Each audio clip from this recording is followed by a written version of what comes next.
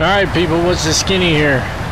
There's no conversation or nothing going on. Fernando says, oh, it's going to be a long flight. Fernando, you have no idea, man. This is, what are we into, hour 8 here, I think? Yeah, I think we're into hour 8. That mic sound, is that mic sound a little loud to you guys? Probably because I'm getting loud. It's probably my fault.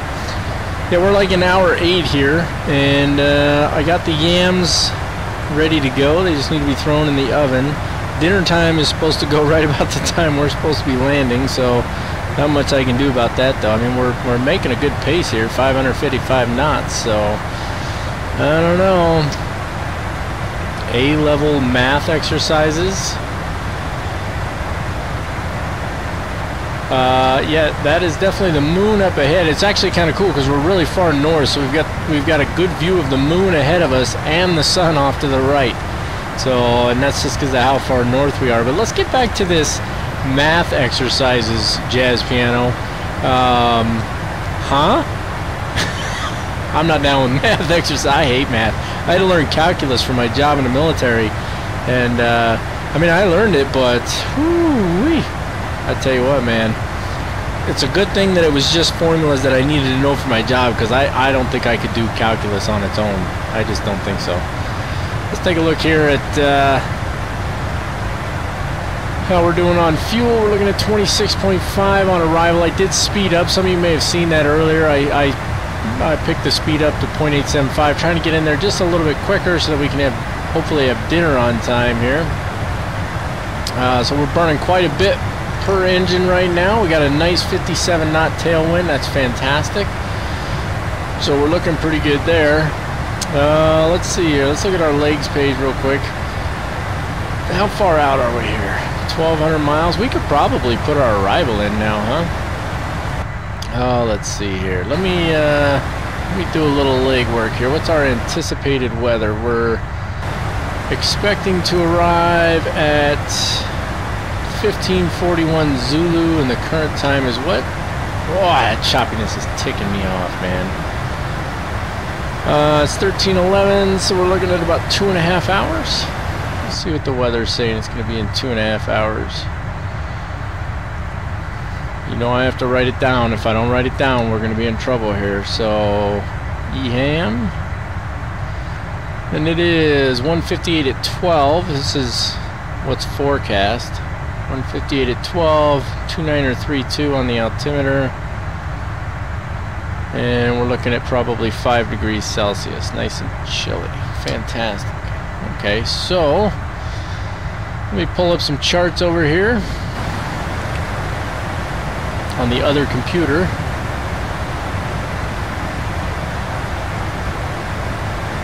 This is a nice calming view, isn't it? Here, let me turn that back so you guys can see both of them again. There you go. Nice view of both of them. Alrighty.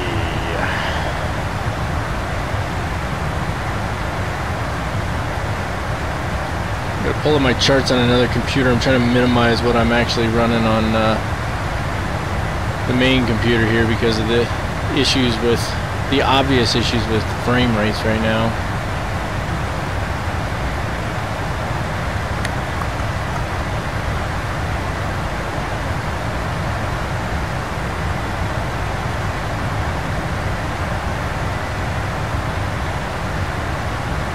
See if I can remember my login for Charts Cloud. Hey, look at that, I remembered it. Fantastic. Alright, that is not the one I'm looking for. Oh, I never loaded it over here, huh? Awesome. That's alright.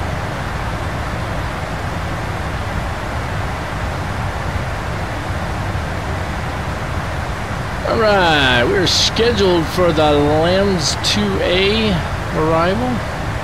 How that works out for us here. Lamso.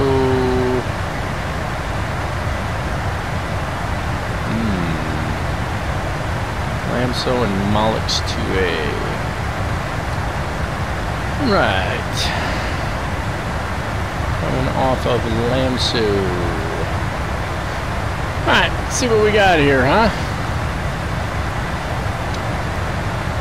Alright, there's Lamso, and we're supposed to be on the Lamso 2A arrival, and I'm thinking, here, let me save this chart over here.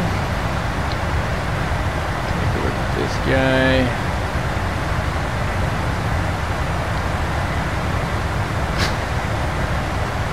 What are you doing? Huh? You do realize that I'm live right now, right? I can't see. Stop it, maniac. What's wrong with you? My wife's in here messing with me. And she's being weird. Why are you being weird? You are.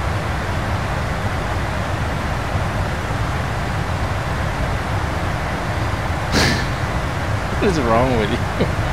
Okay, so the wind was 158. You maniac. So I'm thinking what, we could go probably 18 center. Yeah, I think 18 center will work for us. So let's plan for that. I know you guys are probably done staring at the FMC here. So, departure arrival. EHAM arrivals, LAMSO 2A. And we're looking for runway 18 center. We'll take the ILS. I'm good with that. Let me find that one on here and decide decide which.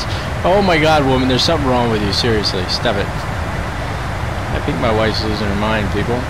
Like, seriously. She's cracking up over here. I can see you, you know. Okay, that's cool. I'm just checking the charts over here, guys. I'll probably take an opportunity to show them to you here in a little bit, but let me just get this figured out first, because we got a little while to go yet.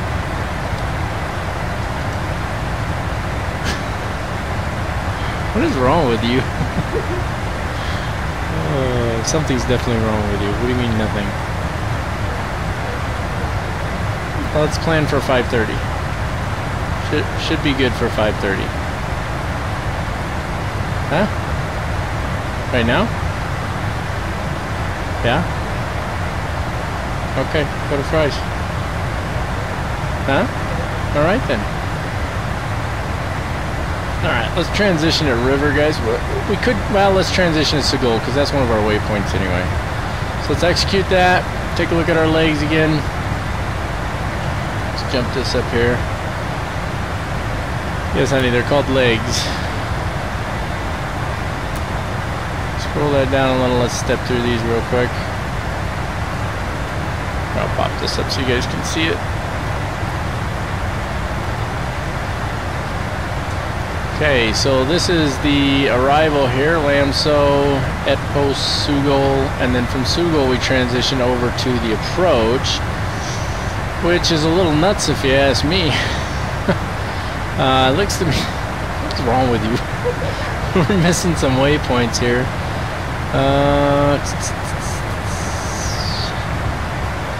So it's got us coming to SPL first and then holding, which is sort of the way it's set up here.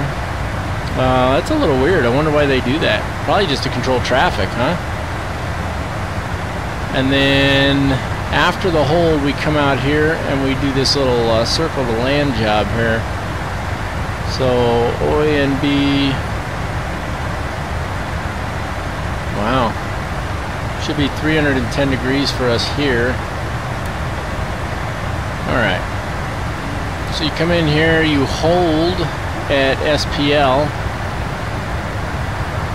and then you exit the hold. We come out here to OANB, and then we turn left, swing it around here, and then in we go. That's the way it's set up on the chart as well. So, yeah, minimum flight level for holding is 7,000 feet. So we're gonna go ahead and give that a shot. Although we're only gonna do one circuit. We're not gonna hold long. I can tell you that for sure, because I got food to eat. Alright, so put that back to the main page, shrink that down, and we'll take a look at that stuff when we get a little bit closer as well, guys. I'm not going to land on 18 right. Are you crazy? I'll be taxiing for like an hour. Yeah, dog tag, it's Fly Tampa. We're losing the sun over there. It's Fly Tampa EHAM. 18 right. Mark, you're out of your mind. Mark's done lost it, people. let's see here. Let me look at this airport chart. So if you land on 18 right, it's like a 3-hour taxi to get over to the terminal, give or take a little. That's not happening. That is definitely not happening. You're smoking guano.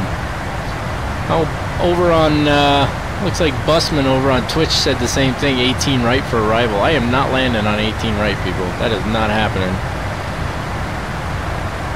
You do 18 left. Let's see. Well, let me guess. It's shorter, right? No. I mean, 18 left would be alright. No, I like 18 center, though. It's a good long runway. Yeah, we're going to stick with 18 center, guys. I like it. I like it a lot.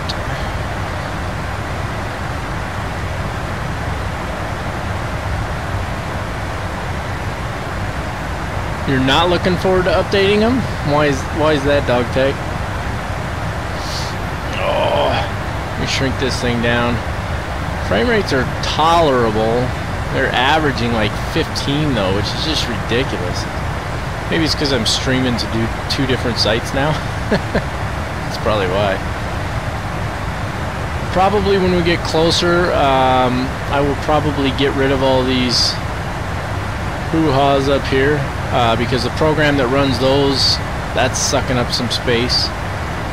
I mean, we're only using 16-17% of the CPU, but the crazy part is when I go to my task manager, I'm at 70, all the way up to like 90%, and that's partly because of the UT client. That thing's vicious. OBS does take a good healthy little bit, but not that bad. Active Sky takes a big chunk. A-Cars is taking a big chunk. I think when I do these live streams, I think maybe I'm going to do them without A-Cars in the future. I may even I mean, A-Cars is just taking a big chunk. I mean, there's nothing you can do about it. It's the way it is, right? But I might just get rid of that altogether. I don't know. Oh, 1,000 feet longer. Yeah, I've got the charts over here as well, AvGeek, but I don't know, I like center. I don't know, that's what I picked, so I'm just going to stick with it, I guess. Oh, Mark's Busman, okay. So he's watching on both, or he was watching over on Twitch, now he's over here. Yeah, probably, dog tag. I know I make a mess of everything. I need to update my drivers. I need to update my NVIDIA inspector. I need to do a bunch of stuff to make this thing run smoother, because when I'm not streaming, it runs like a champ, but when I'm streaming, I mean, like, I can pop up the frames for you guys here. Down in the bottom right corner, you can see the frame rates there. I mean, they're crap. They're in the toilet, man. So, no one else was on Twitch. There's a couple people on there now, I think. No, nobody on there now. I should probably just stop streaming. Well, I can't stop streaming to one without stopping the other, so we're just gonna let it run out at this point. Enough is enough.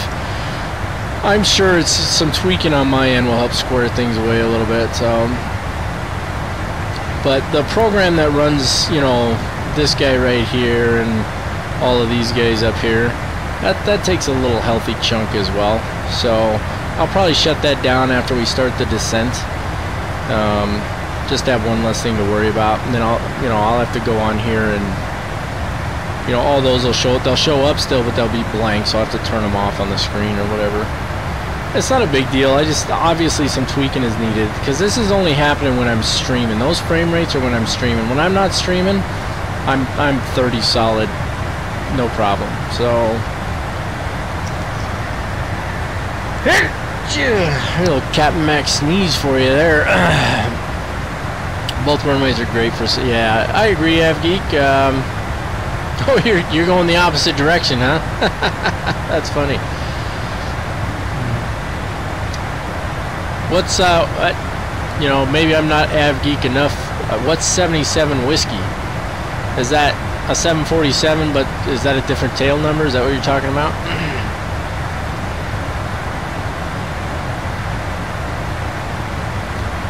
Yeah, you know what? I think so with the scenery. And I'm talking to you here, Dog Tag, right now.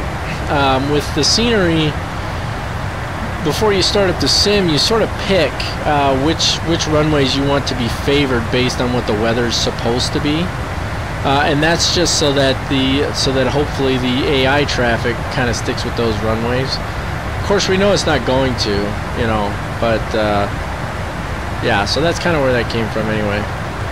That's I thought it was a 777 Av Geek. I just wasn't sure. So what's the whiskey stand for then? I've never heard it called a 77W. Maybe I'm just out of date or something. I am getting a little old. But I'm not as old as Dog Tag.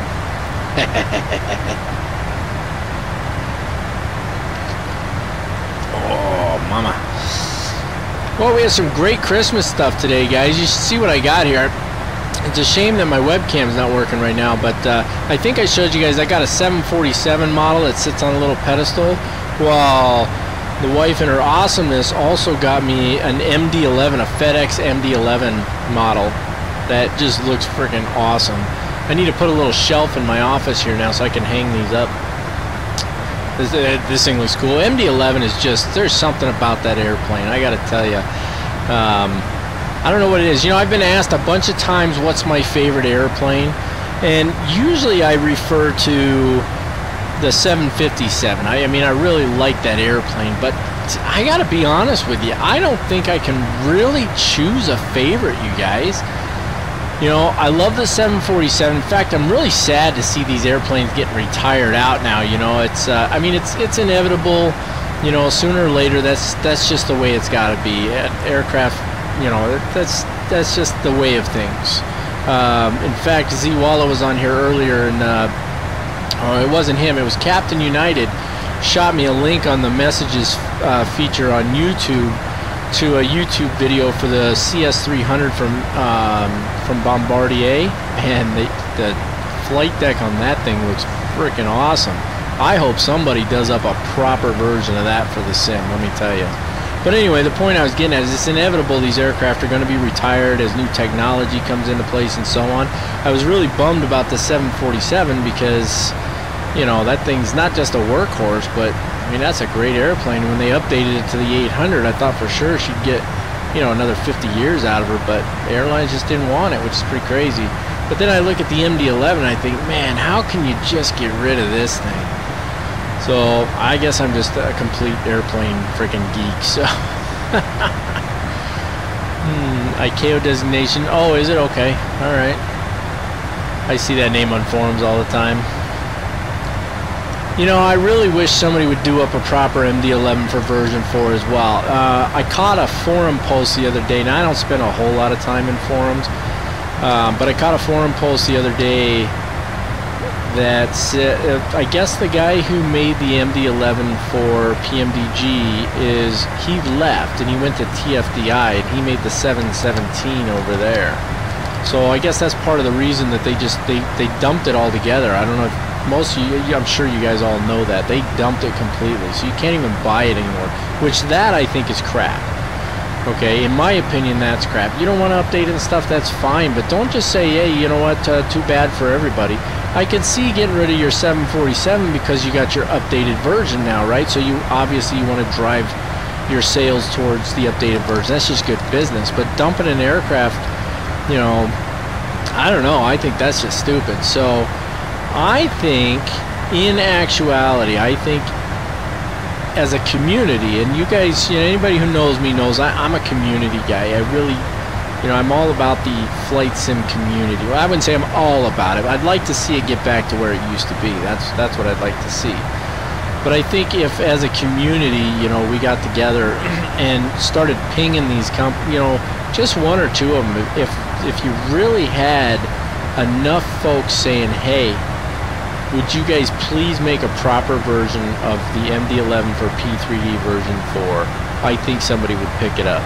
I really do. But it's only going to be, you know, a company's got to know, because there's a lot of work that goes into that, guys. You know, on the one hand, and I got a flight review coming up pretty soon, and I'm going to do some moaning and groaning. I'm going to do some ranting about some of these companies. I'm going to tell you right now, I got some complaints, and I'm going to file them in that flight review. But at the same time, I fully understand that there's a lot that goes into putting these aircraft together, especially a proper one. You know, a well done like this 747, this took them 3 years to do this thing. 3 years, that's a long time. That's a lot of effort that went into this aircraft. You know, and it shows in the depth of the systems and the functionality. You know, at the same time, they got little bugs in here that are, and this is going to be my rant too, but it's pissing me off that master caution light's been on the entire flight because there's a bug in the aircraft. It just won't turn off. It came on from something and now it won't turn off. So I'm flying the entire flight with the master caution light on. That's a load of crap. And now I could be wrong, but I believe I caught, well, I know I caught a couple forum posts where basically the sum of it was PMDG said, you know, well, it's not really a big deal, we're not going to do anything about it. That's ludicrous to me. That's absolutely ridiculous. You know, hey Us, what's going on, buddy? Great to have you here. I'm doing good. How about yourself? So anyway, you know, and then with that, you know, again, I realize that there's a lot that goes into these. I think it's crap that they're, you know, that they're leaving bugs in there instead of putting out an update. You know, that's nonsense. But then I caught this post the other day, and again, I don't spend a lot of time in the forums, but I caught this post the other day. It wasn't a forum. It was actually a news thing on one of these websites where they were saying that PMDG sorta somewhat hinted at possibly doing a 737 MAX. Okay, stop. Just frickin' stop. First of all, if you want to do a 737 MAX, really just make the model. Honestly, that's what you did with the 6 and 700. That's what you did with the 800 for the other the other 747. Just make it a model. Okay, don't make it a ground-up airplane. Okay, and here's my reasoning. Now I know it's a little bit different, but ultimately it's still a 737 next gen, right? It's an NGX. Okay, why are you gonna pour all that much effort into there? Hey T-Dog, what's up, buddy? Are there really that many people who are interested in a 737 MAX and interested in spending $135 on it, mind you? Okay, the Queen's treating me good, Oz. I'll get to you in a second here. Hold on. Spending $135 on a 737 MAX because you know that if they do it from the ground up, it's going to be a new product. So you're going to spend $135 on it. It's going to take them a couple years. Well, it probably won't take them that long because they've already got the 737 done. They just need to change some of the code to meet the new performance, right? Okay. And then what? I mean, you dumped the MD-11, which you've got people literally screaming for this thing. Please, for the love of God, somebody give us an MD-11 for P3D version 4. You've updated your 747, and it's a hit, and it's well done. It's freaking awesome. The DC-6, as far as I can tell, was a bit of a bust. I mean, people have bought it, obviously, but it's not like they're kicking down the door to get to the thing, right? Not a lot of people want to fly the old iron. I'll probably pick it up eventually. Your Trip 7, I mean, I don't know what they did between, you know, FSX and P3D version 4. It's not really any different as far as I can tell. If somebody knows otherwise, please let me know. But ultimately what I'm getting at here is why not put something into an aircraft people are actually asking for, right? And then supposedly there was a hint that maybe they'll take a run at that CS300. Well, if they do, great. I'm all for that. Take a run at the CS300. That'd be fantastic, but don't make an airplane we pretty much already have. The Queen's treating me really good. She's treating me really good, man. Except for these bugs that PMDG apparently won't fix, like the fact that the master caution light's been on the entire flight for no apparent reason. But other than that, she's treating me really good. Hey T-Dog, what's going on, buddy? You'd rather have a decent 757? Well, Captain Sim is doing a really awesome 757, in fact, so I'm looking at AvGeek's comment there. I don't think it's going to be a bug fest, buddy. In fact, I'm pretty positive it's not, and I'll tell you why, because I have the beta version of that airplane, and the beta version's not that buggy. So they've gone from beta to beta 2 or whatever, and I think they just put out a little press release asking if people might be interested in purchasing the beta version, but even the beta 2, not the one that I have. So the one that I have isn't updated yet. But even the one that I have isn't really, it's not that buggy. It's got a few issues, but it ain't that bad.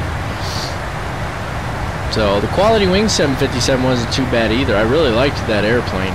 You know, and if Captain Sim comes through as well as I think they're going to here, you know, their 757 is going to be spot on, and I think it's going to be fantastic. I really do. It's going to fill that gap for that particular aircraft for us, and I think that's excellent. So you've got a good 757 in the works, and they can easily roll that into a 767. I mean, that's not a big jump. It's mostly modeling. A lot of the performance is the same. You know, it's almost identical, in fact. And you know, for those of you who don't know, pilots who are rated to fly the 757 are rated to fly the 767 also. They're essentially the same exact airplane. So Phones FS Elite, what are we talking about there?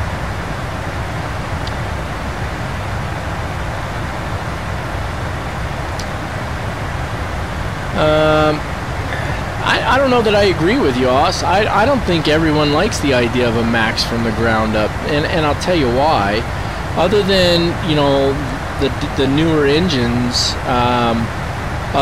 it's really still just a 737 NGX. It's not that different. I mean, that's why it's not it's a huge hit with Southwest Airlines in the real world, but how many people are scooping it up? I mean, Boeing's having a hard time selling that aircraft because it won't fill the gap they're getting rid of with the 757, and it's still just a 737. I mean, what's the difference in range between the MAX and the 700? Because it's the 700 has the greatest range, right? So other than having larger seating capacity, what good is the MAX, right? I think it has the range of the 700, so you get a little more seating capacity and you get the range, but beyond that, so in the real world, they're not gobbling it up. And I got to be honest, I don't agree with you on that one. I don't think everyone likes the idea of a MAX from the ground up from anybody, not PMDG or anybody else for that matter, because we've got an absolutely stunning 737 in PMDG's NGX. I mean, that thing is an icon in the flight sim community at this point. I mean, if you don't have an NGX, people are saying, what's wrong with you? It's excellent. So what do we need the MAX for? You know, I don't think we need it. It doesn't fill, you know, Boeing's trying to use that aircraft to fill a gap in the real world for the 757. It doesn't fill that gap. So if somebody makes a 737 MAX for, you know, P3D version 4, they're trying to fill a gap. What gap are they filling? There's no gap to fill. You've got a 757, right? So you've got your narrow body, high capacity aircraft. We've got the, you know, FS Labs, and you know, I'm pissed about what they're charging, but they've moved their platform over to P3D version 4. So you've got a solid Airbus. Black Box, I know there's a lot of heartburn for some folks about them, but they're coming along with their products, so that gives you an A3, 18, 19, 20, and 21 if you can't afford the FS Labs version, and you can get an A330, A340 through them. You've got your 747 here. You know, Quality Wings is going to bring the 787 over eventually. There's talk of a couple different developers possibly tackling an A350. What do we need? What's missing? It's not a 737 MAX. I'll tell you what's missing. What's missing is the planes that people want to fly, like the PMDG's MD-11. That's what's missing, and I think, and in my opinion, I think everyone or more folks would like the idea of a new PMDG, or not even PMDG, just a new, properly done, you know, well done MD-11 vice a MAX from anybody. Yeah, I think Captain Sim's doing a good job with that 757, and I'll tell you, I've had a few of their products over the years, and I think they've come a long way. I think their products a while back were not so great at all, but they've come a long way, and I think you're going to see that when they release this 757. And you know, I don't know, AvGeek, if they're going to go for the 767. I honestly think that they should. It's the same engines. You know, it's the same parameters. I mean, it's almost all the same. It's really just a different model, right? Who's that? Captain Sim has a 787 listed, dog tag? Oh, okay, yeah, but the 767 they have is an older one. So they've got a 767 over at Captain Sim, and I have that one for FSX. That's an old one. They did that one years and years ago, and that's what so that's one of their previous products I have, and I don't like it. It's crap. I'm telling you right now. Burke, look up top. It tells you right up there how far we have to go and what our ETA is. Now, the ETA is based on sim time, so if you look on the left side of the screen, you can see it's 13:39 in the sim. We're scheduled to land around 15:24, so that'll tell you how far we have to go. Yeah, so the dog tag, the 767, they made that years and years ago, and I'm going to tell you right now, it's junk. I hate it. I had nothing but problems with it.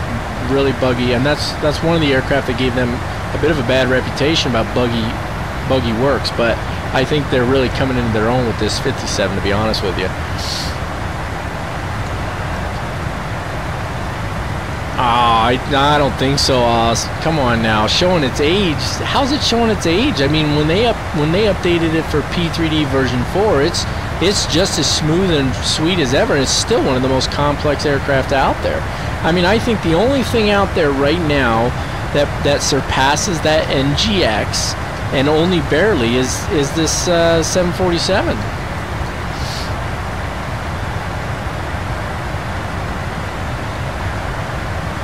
Well, I tell you what, AvGeek, I don't know how long Aerosoft is going to be. So let me tell you my experience. I have the FS Labs for FSX. I have the Aerosoft for FSX, and then I have the black box for P3D version 4.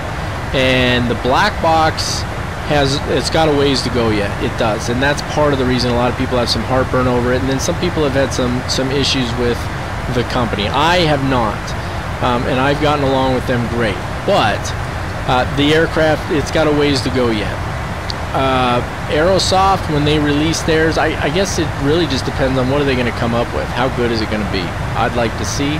We'll see what happens.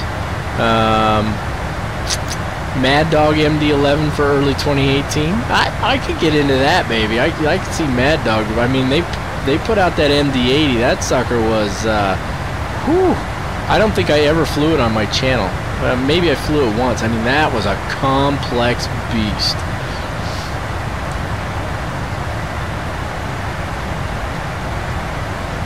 I never got that one. Never got that one. What dog tag? The FS Labs. The FS Labs is essentially the debate is that it's PMDG level for an Airbus, which is probably pretty close.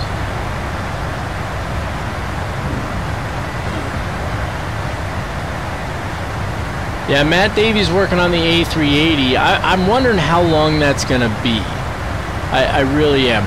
Well, you know, so AvGeek, you know, yeah, with the A380 coming in, I think we will have a solid Airbus line. But again, the A350 is a substantially different aircraft than, you know, than your other Airbuses. So the A380 was definitely updated compared to your A320. So it's going to have a different look and a different feel to it. And obviously, it's a big, heavy aircraft, which means a lot of people would love to fly that. But the A350s, it's a whole new world. All right, so think of the 787 and the absolutely completely different looking flight deck compared to what you see in your traditional Boeing aircraft.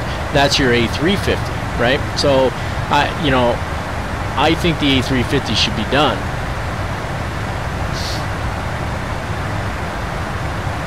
It had, you know, it's been in prologue. You're right, dog tag. They've been in prologue forever. I will say this: they do update it, and when they make changes, they're almost always for the better. Sometimes their changes cause bugs, but that's all software, period. You have to keep in mind too, there's only a couple guys over there, you know, and they're working on 3 products right now. So, you know, there's something to be said for the amount of work they've accomplished, all things considered. You know, and also let's at least be fair about this. We don't want this external view. Let's at least be fair about this. Granted, there's a lot of work to go on those, and they've been in prologue state for a long time, but at least the price point, you know, matches that, right? So at least the price point is, hey, this is not a finished aircraft, you're going to pay $35-40 for it, vice, you know, 70 or 80. I'm not hyped up for that MD-80 because I know somebody's going to, I guarantee somebody's going to be like, I need a tutorial on this, and I'm like, oh, you're killing me. Do you know if it's going to be a free upgrade for the MD80 for Leonardo?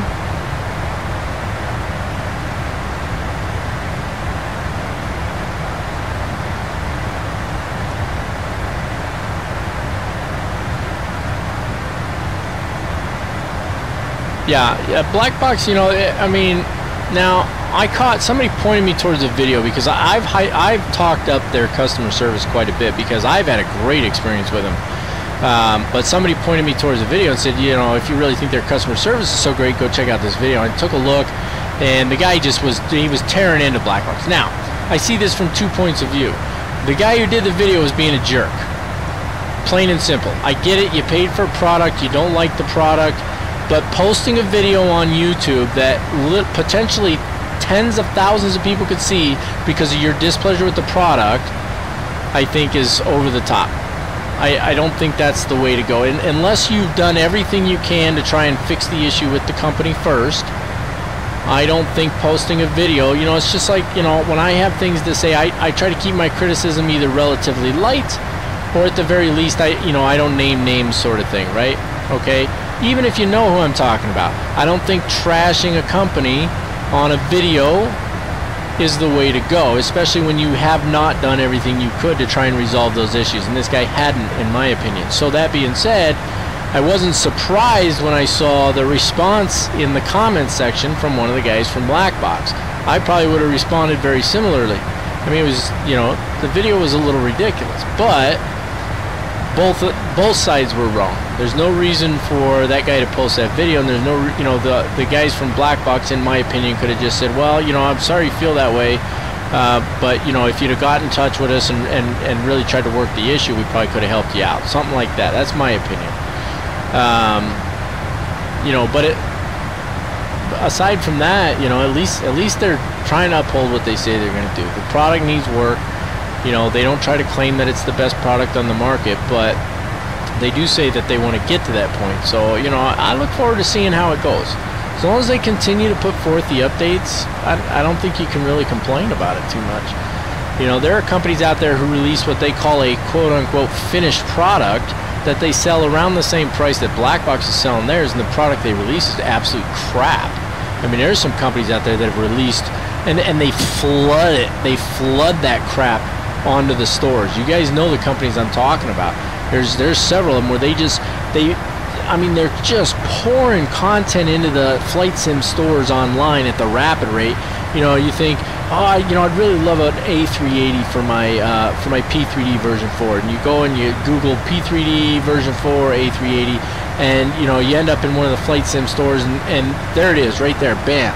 You know, and this great write-up of how in-depth it is and amazing, and the great textures and blah blah blah, and then you're like, yeah, and you pay 25 or 30 bucks for it, and you're like, this is worth it. You throw it in the sim, you're like, this is the biggest piece of crap I've ever flown in my life, right? But they keep flooding them in there, so we all know there's companies doing that. At least Black Box doesn't say, hey, this is the greatest product you'll ever see, you know, and it's fantastic, and blah, you know. They tell you flat out, look, this thing's still in prologue. It's still got work to do. It's looking pretty good. We're proud of what we've done so far, but it's got work that needs done on it yet. At least they're upfront about that. You know, they're not calling it a finished product. So, yeah, you know, I really hope. I tell you, I've never been a big Airbus guy, but I do like the 330, I like the 380, and I'd love to see an A350, you guys. I would absolutely love it. Man, these frame rates are crap. This is a joke on my sim right now, you guys. Ugh, look at that. That's terrible. Absolutely ridiculous. We could probably turn these lights off. That might help a little bit, right? See if that helps a little bit.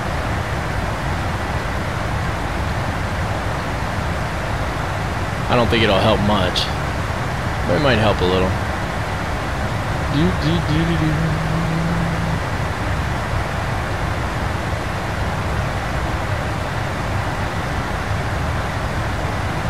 Don't forget the pedestal that I couldn't find earlier because I'm an idiot.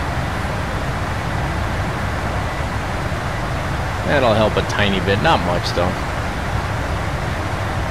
Anyway, where are we at over here?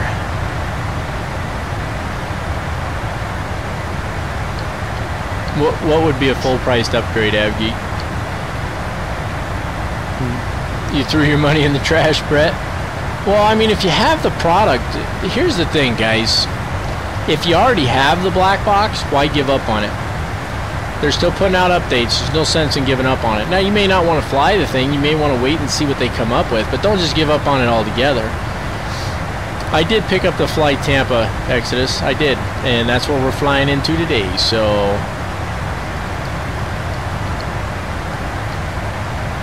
You know, I agree with that, Oz. You know, and to be honest, I kind of jump on Black Box's side in that case. And like I said, I don't think going on and posting a video... Now listen, I'll criticize developers. I'll do it all day long, but I'm not a jerk about it, right? Okay, or I try not to be. I suppose I probably am sometimes, but I try not to be a prick, and I try to at least take into account the obvious factors that most people don't. There's a lot of work that's involved in this. There's more to it than we realize. It's not an easy process.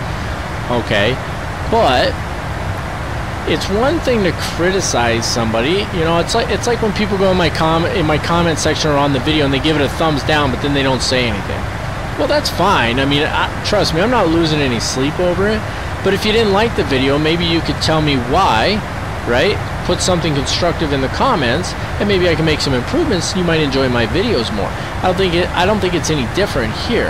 If you have a problem with somebody's product, you go to the company and you try and hash out. Now, if you go to the company and they basically tell you, pound sand, we don't give a crap, up yours, you know, or whatever, then that's another story. But that's not what happened with this guy.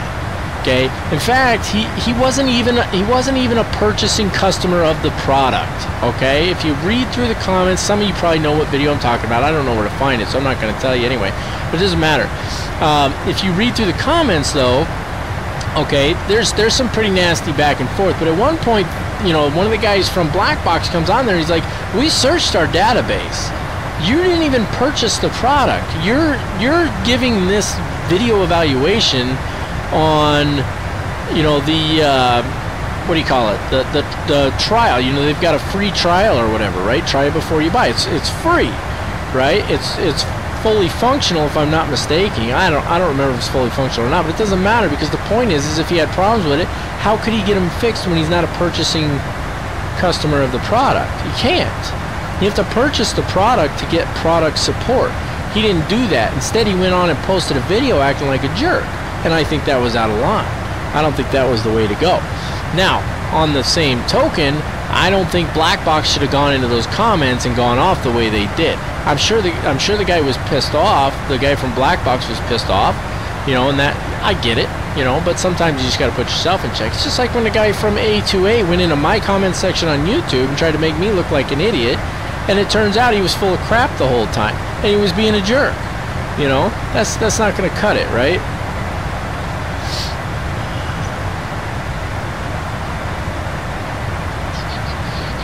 Yeah, the new Leonardo Mad Dog, is that going to be a free upgrade if you own the FSX version, or do you have to pay for the new one? Does anybody know? Well, Brett, you know what? I don't entirely disagree with you, but I don't entirely agree with you. Remember, there's only two guys over there working on it. So, and I don't think this is a full-time gig for them. I think I think it's kind of like me and my videos, right? Like, I'd crank out a video every day. I'd do a live stream every day if I could, but I have to work a full-time job. For a little while there, I was working 2 jobs. So I think it's probably an issue of time more than anything. It's taken as long as it has, because I don't think this is all they do.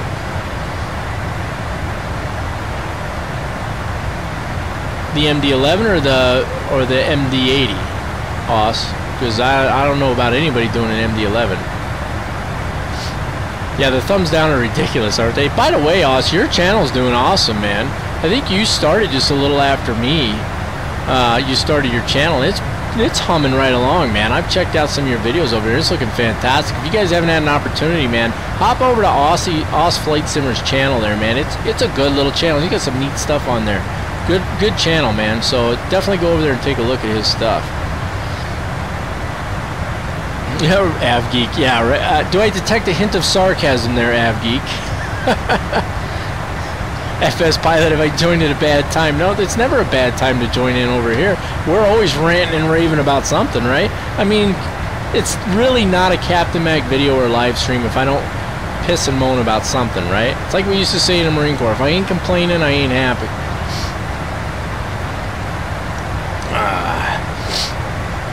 Let's see how we're looking here. Not doing any step climbs. Nice little tailwind still, doing 561 knots. Shaved off, shoot, we shaved off almost an hour off this flight now, which is good.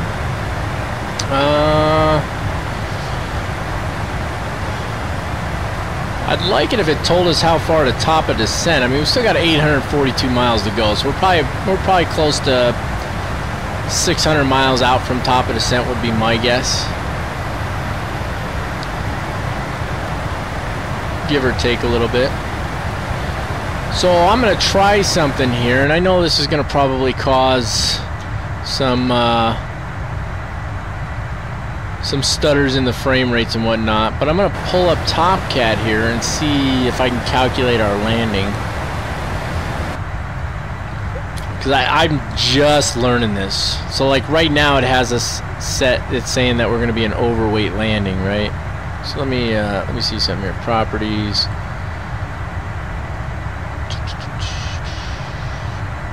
There we go. Or maybe not. Oh, I have to show it. There you go. I'll show this to you guys. Boom! TopCat. Except you can't see the whole thing on there, can you? Yeah, you probably can. So, I'll get back to the comments here in just a second, guys. Don't run away from me on there. Let's see. So do we put in the conditions here, right? That's what I'm thinking. So I've got 158 at 12. So let's start with that. So 158/12. Temperature says +7 on here, and I've got +5. So let's go with +5, and the altimeter is 2932. I think it's still dry. Let me double check though. No, they got rain. They're expecting rain showers. Light rain, but it'll still be wet. So let's make for a wet runway. And we could update with active sky, and it'll tell us the weather right now. So this is what it's saying right now at Schiphol. Wind is 150 at 10 knots. Let's see. Unlimited visibility, rain, few clouds at 1,700 feet, scattered at 4,800 feet. 0992. Is that our altimeter? I think it is, yeah. Okay. So it's pretty close to what we had, right? Yeah, QNH 992.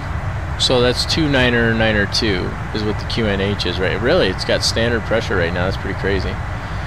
Okay, so how do we get our current weight?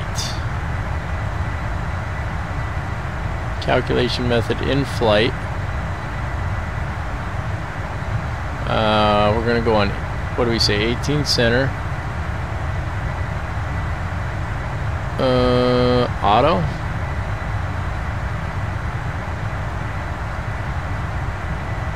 So what's our weight and balance say right now?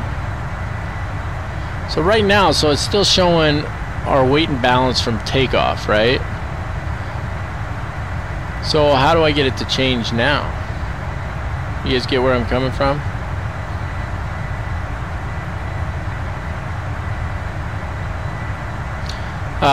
Yeah, so A2A is not a bad company at all, AvGeek. In fact, they make some great products, and for the most part, they do have fantastic customer service. Just so happened with their Constellation, there was a guy who went into my comment section on YouTube and started saying I did a bunch of stuff wrong, and that's what caused the problem. And then it turned out that even though I did do a few things wrong, which I corrected the errors on the video, ultimately, the stuff that I was saying, the stuff I was complaining about, and that's what I was doing, I was complaining about the flight engineer not doing stuff. And the guy went onto YouTube and said he didn't do that stuff because I did things wrong. So I went back and I did everything right, and I was like, hey, I did it exactly how you said, and it still didn't work. He's like, oh yeah, he doesn't do that. Well, see, there you go. And then it turned into this big hubbalaboo. Anyway, Aerosoft A330. Yeah, give it about another 10 years and we'll see that 330, Brett. PMDG better than the iFly. I absolutely do. Yep, I do. In fact, I uninstalled the iFly at this point, Exodus. I like the PMDG better. FS Pilot, yes, I was a Marine for 14 years. Oh, no problem, Alice. I love your channel, man. Now, somebody tell me, how do I get this thing to calculate my current weight? Or do I just need to go grab it from here? Oh, wait, get. The function only works in FSX. Up yours. That's a load of crap. Okay, so I need... Where do I grab my current weight at? This is my current gross weight here, right?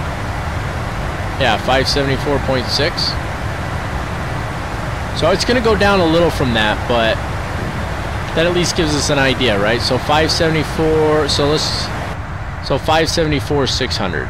That's what we'll go with. 574, 600. It'll be, yep, flaps 30, air conditioning on, anti-ice.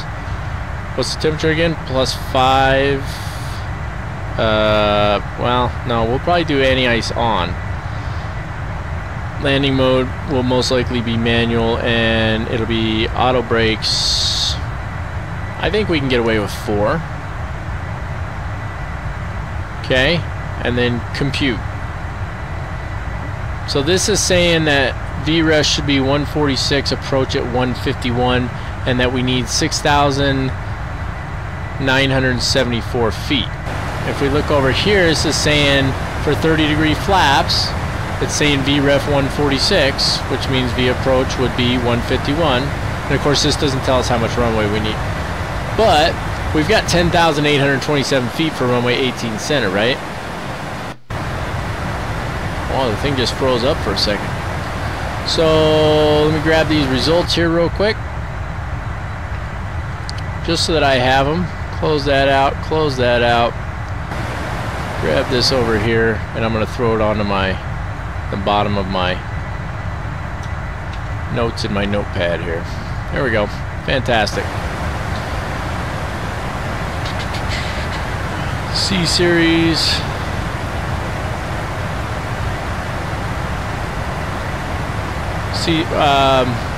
What's the C series? Isn't that is that the Chinese? Is that the Chinese one?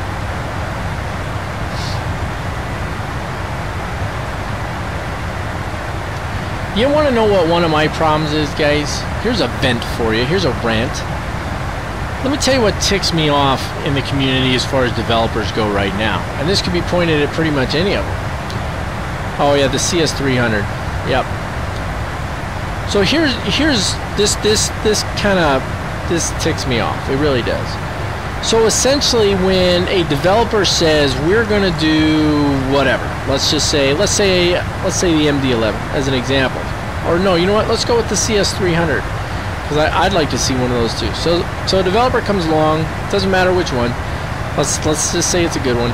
Comes along and says, yeah, we're going to do the CS300. We're going to do it upright. And so all the other developers say, oh, okay, we're not going to do that one then. So there's no competition at all, right? So what ends up happening? A company puts it together, they put it out there, good or bad, they're the only ones making it, right? The only other option is those companies out there that like to flood the market with all the crap. So you can buy a crappy one at a cheap price, or if you want a good one, you're stuck with one company and whatever they decide to charge for it. End of story, no other option, because nobody's competing with anybody. They say, oh, so-and-so's doing it, so we're not going to do it. It's almost like they get together on that. And if they do, that's actually illegal. But anyway, enough about that. Short rant. Yeah, I can see why Boeing has a problem with it. Now, again, I was talking about it earlier. Captain United sent me a link to a video on that thing. I forget which airline it was, but they're one of the launch airlines. Man, if you've seen the inside of that flight deck, ho, buddy. That thing, that's some next level stuff right there. I'm going to tell you right now, that is some next level stuff. And it looks nice. It looks really nice. I was very impressed with what I saw. I'd love to see somebody put together a really good one of those. That would be freaking awesome. That would be absolutely awesome.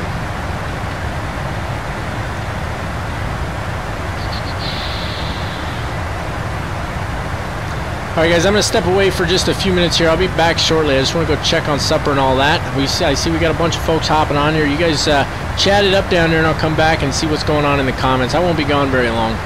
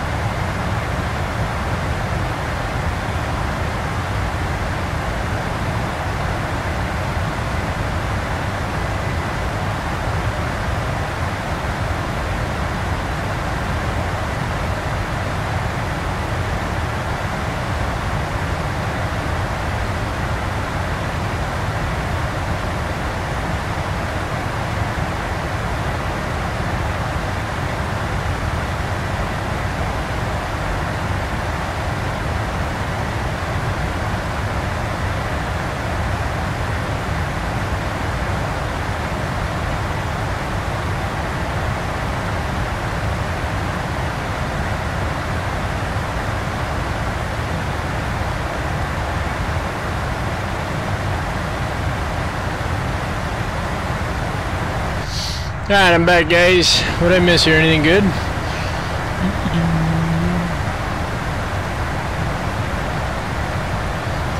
Yeah, 300% tariff's a little ridiculous, right?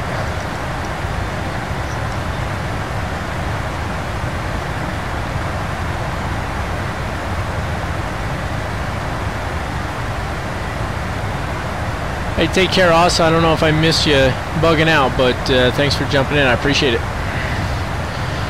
Yeah, the whole thing with the tariffs and stuff, you know, here's the deal. I get Boeing's complaint. I really do. I totally get their complaint. It's a logical and it's a fair complaint. But let's be honest here. How much money does our government give Boeing? How much? It's in the billions every year. So it's just like with the airlines. You know, the airlines go on and on about how they're not making enough money and all this nonsense. What a load of crap. Okay, the airlines get tens of millions, sometimes hundreds of millions of dollars in stipends from the government every freaking year. And their profits are in the billions per quarter. That's all a bunch of crap. Boeing can complain and whine and moan all they want, but in reality, you know, Canada didn't do anything different than the U.S. has been doing for Boeing for a long freaking time. And that's just the reality of it. You know, and let's look at the other side of it too. As far as commercial airliners go, how many companies are out there? 2, right? Bombardier, up until they made that CS300, they were strictly small regional jets, right? So now all of a sudden Boeing's got a competitor out there and Airbus has a competitor out there, and they're whining like little children, in my opinion. They're stomping their feet and crying because they're no longer the big kid on the block. They have to actually work for it now, and that's a load of crap in my opinion. Stop your complaining, make a quality product, do your thing. You're already getting tons of money anyway, so I don't want to hear it. I feel no sympathy for Boeing. I understand their complaint, I do, but I don't have any sympathy for them on it. I think it's a load of malarkey that they're complaining about it the way they are. To be perfectly honest with you. How far out are we from top of descent here? We're still a ways out. There it is. Yeah, about 400 miles yet.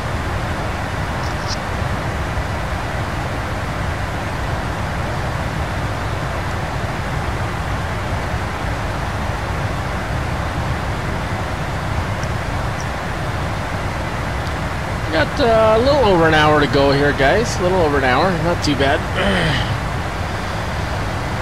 Boy, the conversation died off quickly, huh? Where'd everybody go? You guys all sleeping or what?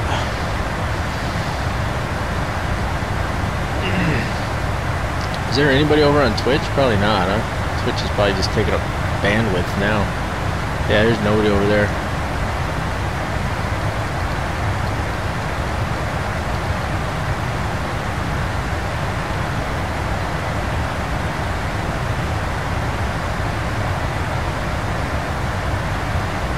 Storkman was on there.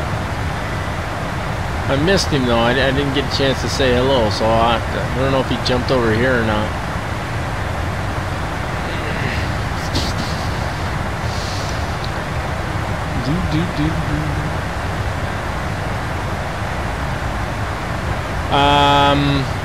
Actually, I really like the Aerosoft CRJ.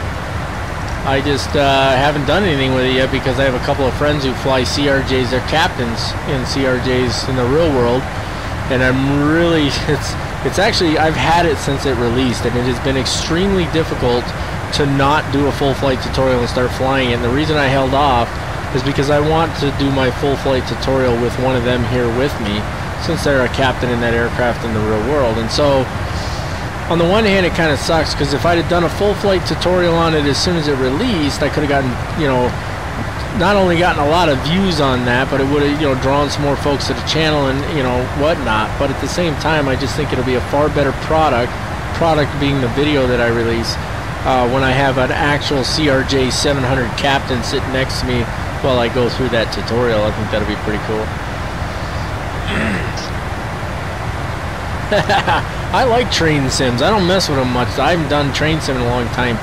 That's something I probably want to get back into. I think I'm going to start another YouTube channel for just my regular gaming stuff. I threw some videos up here for American Truck Simulator a long time ago. I think I got 4 or 5 of them up here, and some folks watched them, and there's a few folks that enjoyed them. But you know, pretty much this is predominantly people come to my channel for just the flight sim stuff. And I like to play a whole bunch of games. I love playing games. So I think I'm going to start another channel and, you know, just go on there and bump my gums while I play some games. You know, all kinds of different stuff. You know, little strategy games and world builders and, you know, whatever grabs my fancy, you know. Oh, Mark was landing at Oslo. Fantastic. Active Sky and the FF A320. Active Sky for P3D V4 is already out. I'm using it right now. I don't know what the FF A320 is. Who's FF? What company is that? Oh, for X-Plane 11. Oh, yeah, see, okay, so you separated those. I read one post and not the next one. I don't know. I just started fiddling around a little bit with X-Plane 11. And I got to tell you, I like what I see. I really do. But I downloaded a bunch of realistic-looking terrain, and it ended up taking up like 2 terabytes of space. And I was like, and it doesn't look so great without that. So, I don't know. I got a bit of issue there, but we'll see how that goes. But overall, I do like X-Plane 11 and may start doing some videos in it sometime, maybe mid-next year. Mark, I gotta say, I'm humbled that you would wait to fly an aircraft that you bought until I could put out a tutorial. I gotta tell you. Yeah, okay, FF Flight Factor. I talked to Kim the other day. Well, I texted her the other day. They were flying for Christmas. Her and her husband both are captains on a CRJ. I texted her the other day, and she said they're just trying to. They both really want to come do it with me. They're both great friends. They're fantastic people. I love them to death, and both of them really want to do that video with me. It's just a time issue. They're flying a lot right now, and they just haven't been able to get the time to come out here and do that. So I'm gonna give it probably a few more months at least. And if they're not able to make it out here by then I will probably go ahead and crank out that tutorial anyway.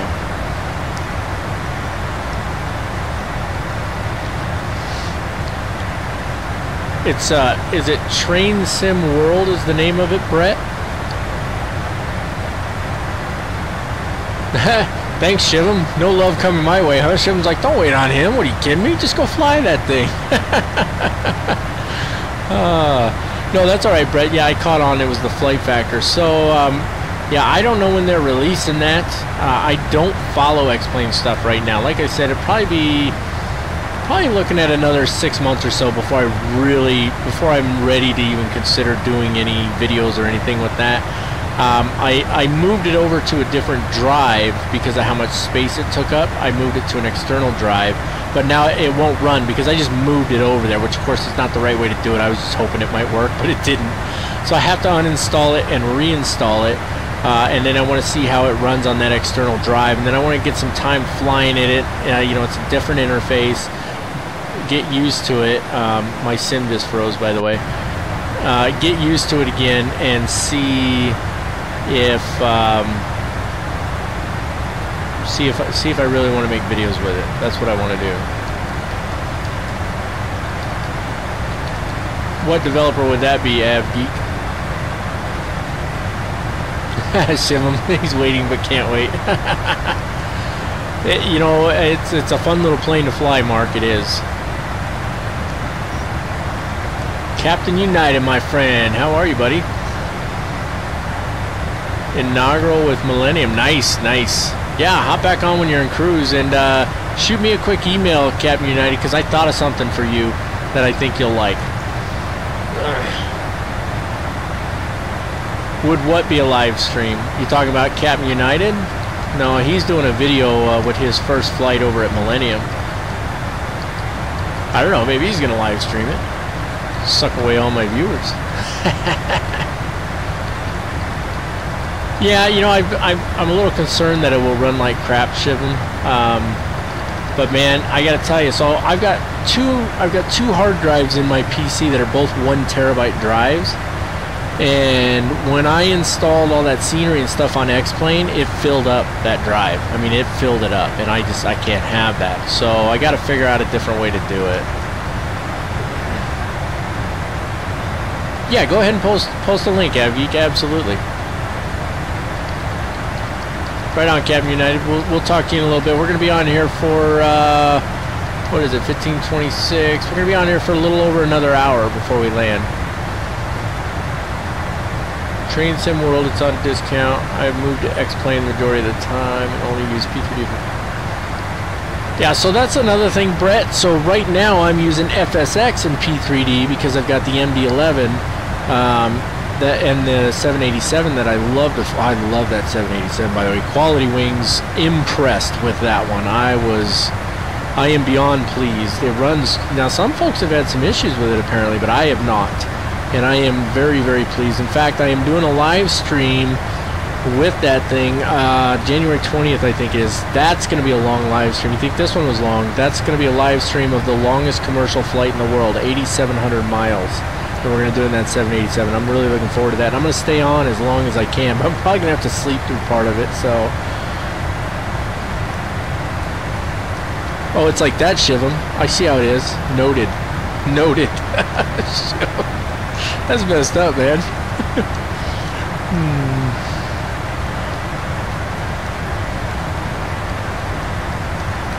No with your pilot friend? What are we talking about, Mark? I must have missed something there. It won't let you post a link? That's weird. That's really weird, actually.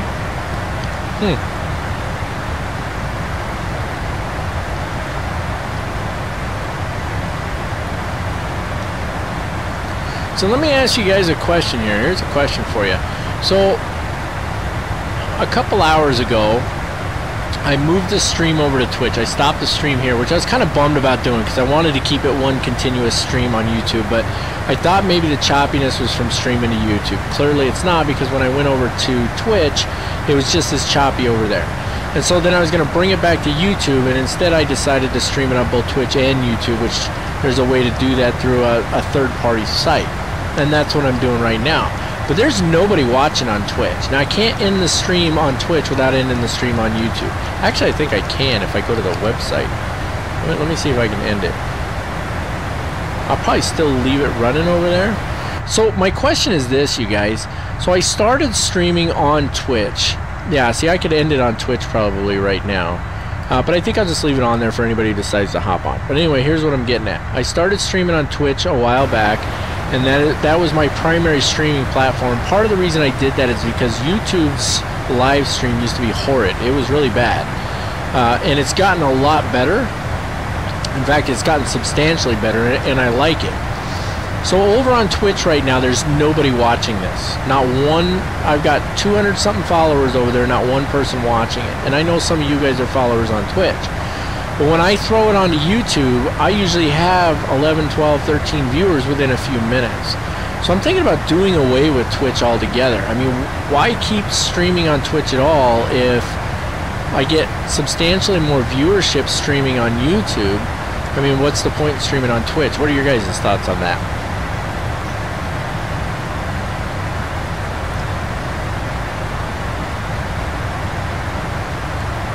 Oh god, that Wilco was terrible, Shivam. I tried, man. I flew it a few times, and I had to go to the default CRJ. That's how bad that Wilco CRJ was. And they wouldn't fix it. That was the thing. All they had to do was come back and say, okay, we see what the issues are. Let's see if we can fix them, but they wouldn't.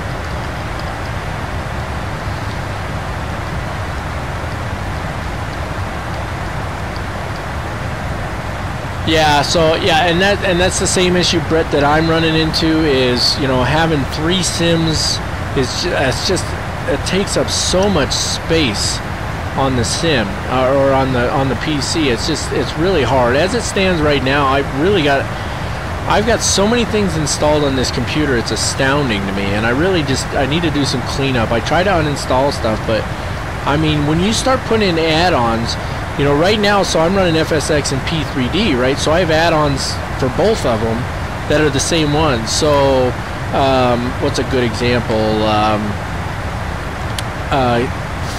Is it Fly Tampa?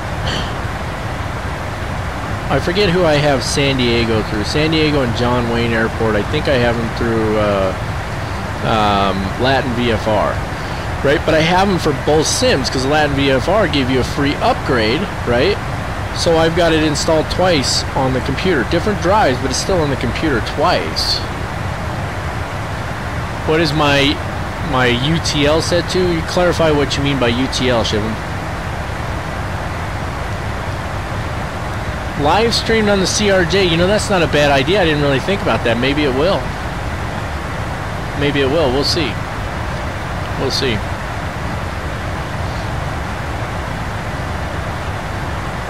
I didn't promise in a real CRJ. Stop it, Shivam. I promised I'd have real CRJ pilots here to do the tutorial.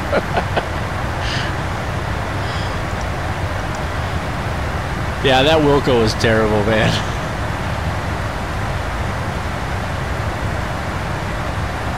You're on YouTube more often, T-Dog, or on Twitch?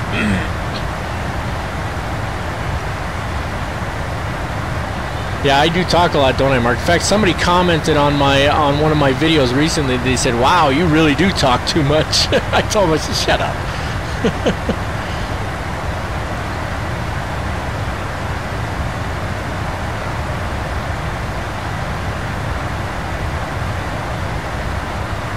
Yeah, Brett, I'm not opposed to X-Plane 11. I've had it for a while now. I seem to have it getting going pretty good now.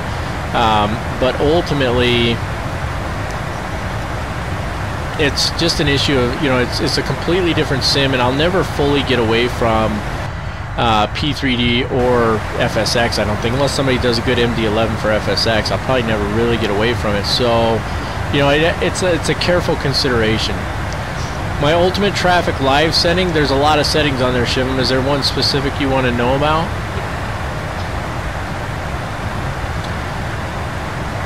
AvGeek. So here's my thoughts on the Fuel Air E-Jets. And I say this with as much kindness as I can. It's the only good product I've ever seen come from them. It's still not the level that most of us look for when we want a complex aircraft. You know, apparently some people don't like the term study level, and I guess that pisses some people off. I don't really care, but what I'm really getting at is just complexity. It doesn't have the complexity that you're looking for, but it is a pretty good rendition of the E-Jets. I flew it in FSX for a number of episodes in the life of a virtual airline pilot, and I did enjoy it. The reason I have not picked it up thus far for P3 version 4, well, one, I don't think it's been released yet. Maybe it has, maybe it hasn't, but it's my understanding that there's not going to be any upgrade to it. It's simply making it compatible. So my issue is, if you're just going to take that product and make it compatible with P3D version 4, you're not going to make any upgrades to it. Why should I have to pay you for it again?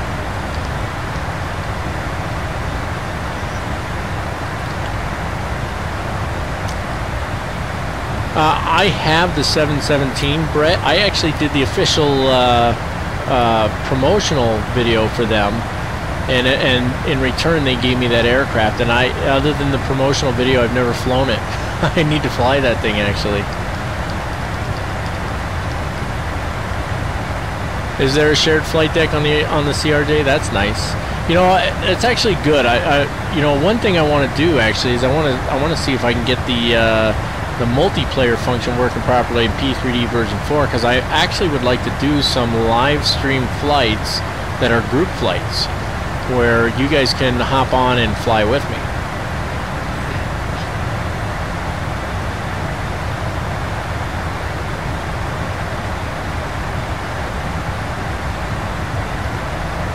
Yeah, I know what you're talking about, Shivam. I've got it down pretty far. I think the commercial's at 25%. General aviation maybe at 10%. I've got it turned down pretty far. Max number of aircraft is like at 200 and so on.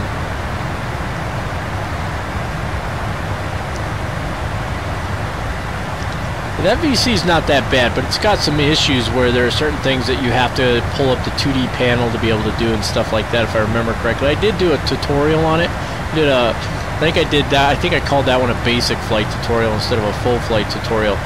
But overall it's not horrible. So I kind of see it like this: if you're, you know, if you want a regional jet to fly, I think you're better off with the CRJ from Aerosoft.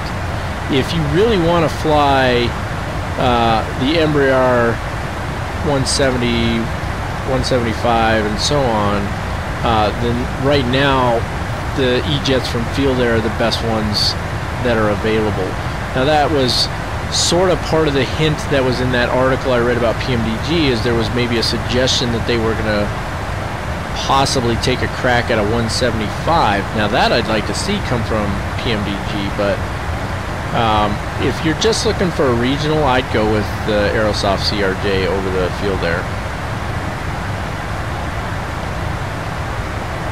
Man, that sucker turned and I was like, what's going on over there?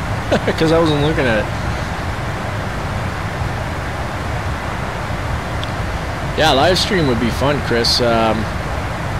Yeah, so the shared flight deck thing, I've never been able to get a shared flight deck to work, even in aircraft that it's supposed to work. So that one's a toss-up. But if nothing else, at least you know, using a program like FS Cloud where we could all be in the sim together would be a lot of fun.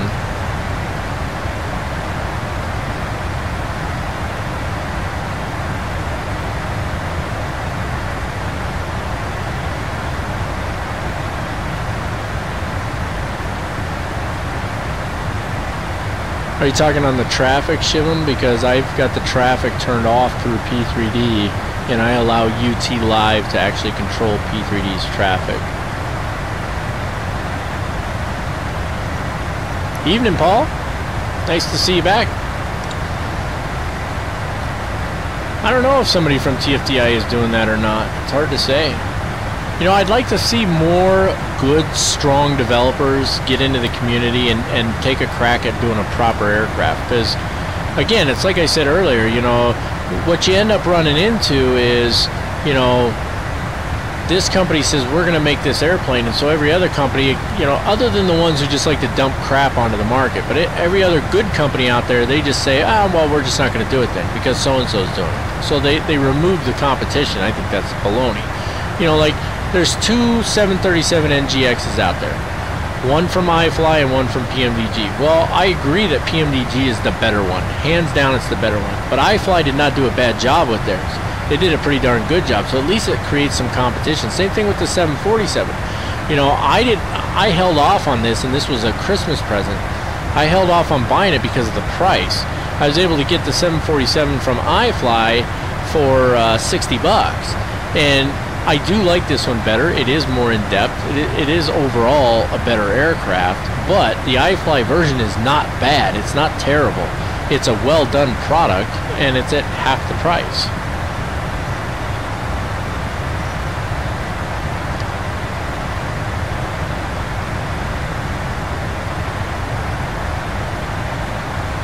Yeah, I set the target frame rate to 30, Shivam. But my system's getting its butt kicked right now. It's just, it's not handling the live streaming well at all for some reason. So like I was saying earlier before you hopped in here, all of these up here, I'm going to get rid of these after we start descent, because the program that's running those is sucking up a lot of usage right now. So like, I don't think I have it open right now. Let me pull up my task manager here. So UT Live sucks up 910,000 K. OBS isn't doing too bad. Active Sky sucks up another 400,000. ACAR's another 400,000, and then that program I was just talking about sucks up almost 170,000. Chase Plane is sucking up 90,000. Codal Scripting Engine is sucking up 67,000.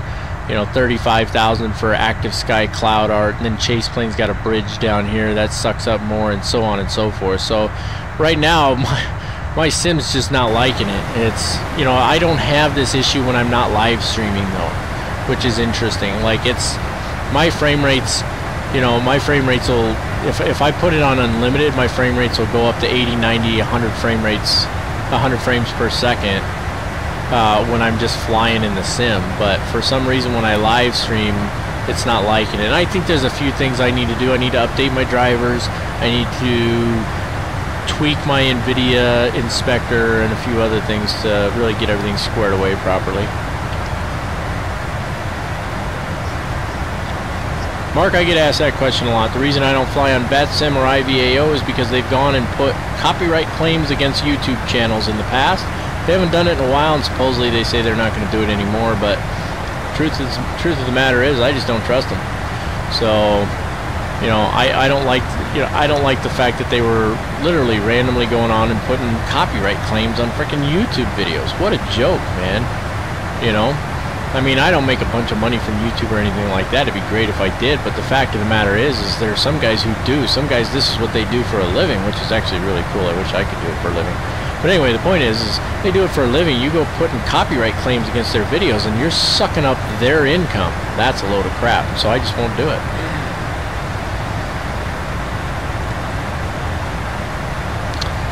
Yeah, I'd like to see where Matt Davies goes with it. I know Matt Davies. I think he's a pretty good guy. I'm a little disappointed with the way he reacted to that whole thing with Toga. And I'm not trying to badmouth Matt. I don't know the way that whole thing went down. I don't know. It seems to me that you know, fair market. I don't know. I don't know all the backstory on that, but I am definitely interested to see where Matt goes with this company and making this A380. You know, I want to see if they put it out there. They've been at it for what, about a year now?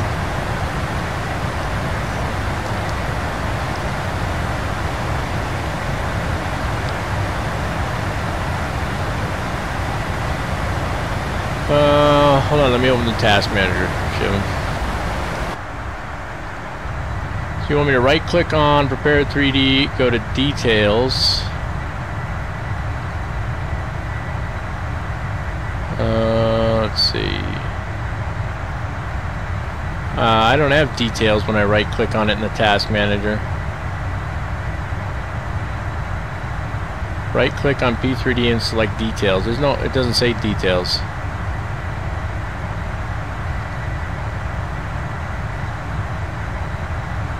Yeah, there's no details. I've got open file location, end process tree, create dump file, set priority, set affinity, properties, and go to services. Affinity mask to all? You're talking in P3D? You want me to change affinity mask to all? You think that'll help? I don't mind changing my settings on here. I play around with them all the time anyway, trying to find that right one. Let's check out the settings, guys. Let's see here. There's the display settings. And you said do what? Affinity mask to all? Where's affinity mask at?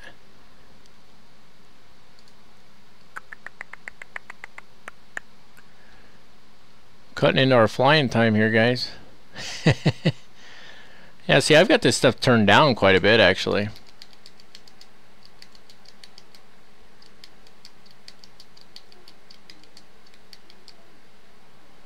There is no details.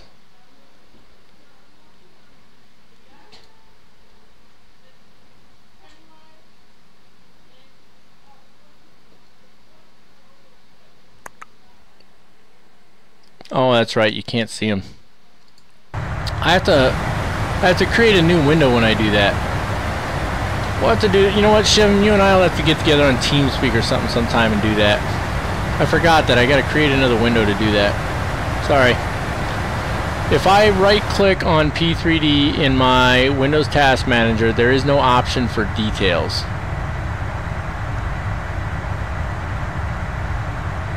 Monster Gaming, what's going on, buddy? He's just laughing at me. He's like, yeah, way to go, dude.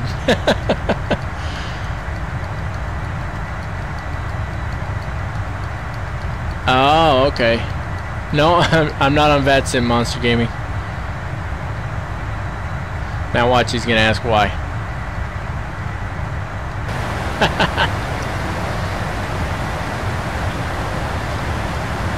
Alright, you guys mill about smartly for a few minutes. I'll be back shortly. I'm gonna go check on supper.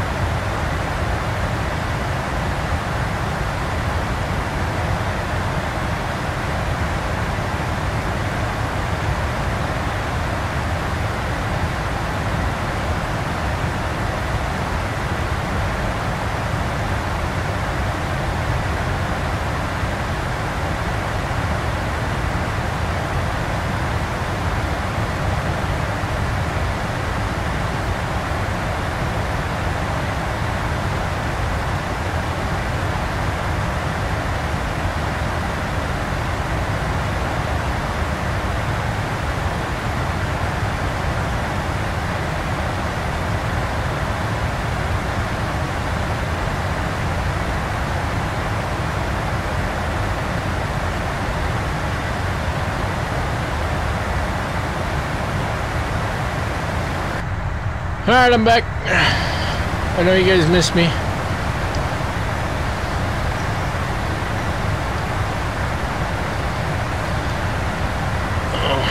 Oh, you guys just stopped talking when I left, huh? Oh, goodness gracious. Little ways to go yet.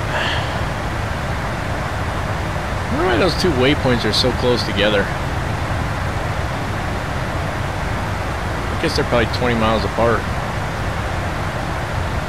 Frame rates suck. Not liking this.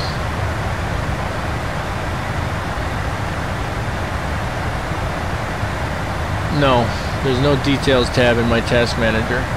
I'm running Windows 7.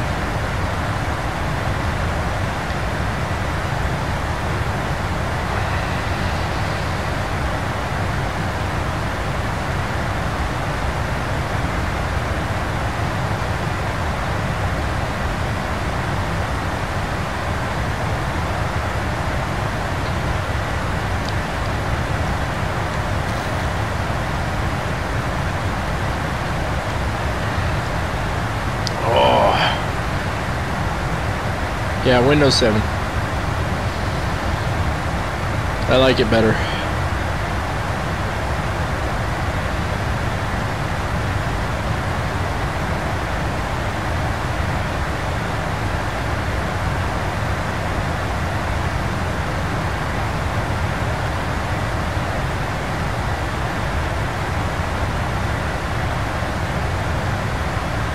Come on, people.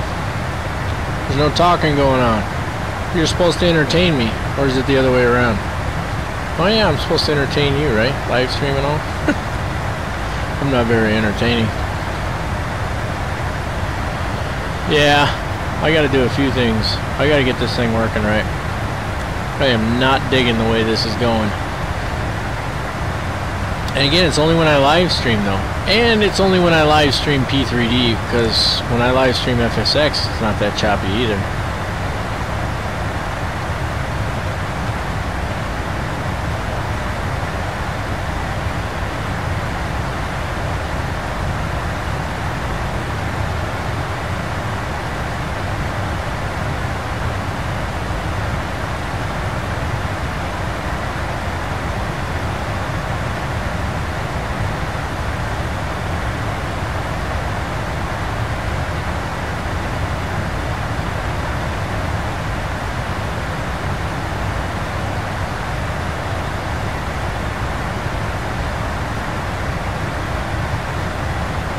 What's the skinny, guys?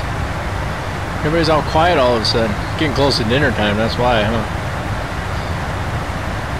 I'm gonna be eating in a while myself. Right after I land this sucker, I'm gonna get off and I'm gonna go eat. I'm gonna eat yams and turkey, Yorkshire puddings. I know somebody on here knows what that is. Mashed potatoes.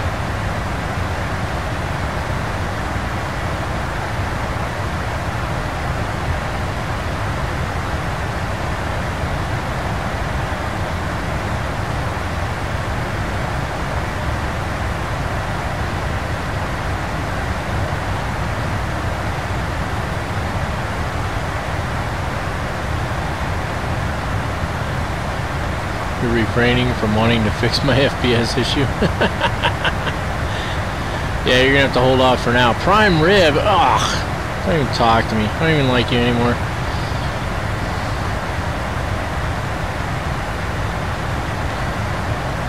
Love prime rib.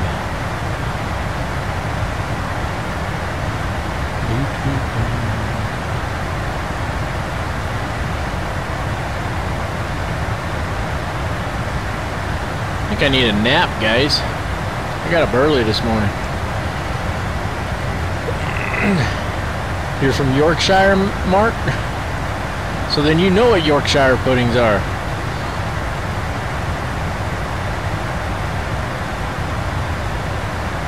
T-Dog, you should be using Active Sky, brother.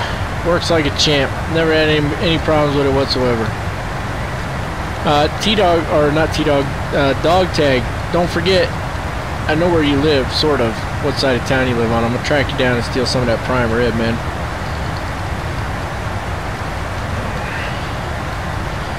I'll tell you what, folks, I am looking forward to my upcoming vacation. Most definitely. Oh, how are we looking over here?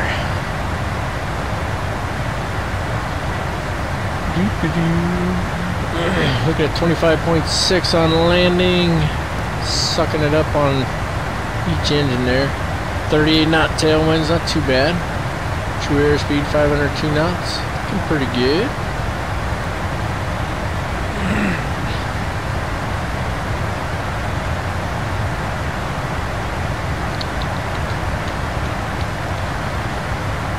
Let's see. Should we get a descent forecast? Might as well.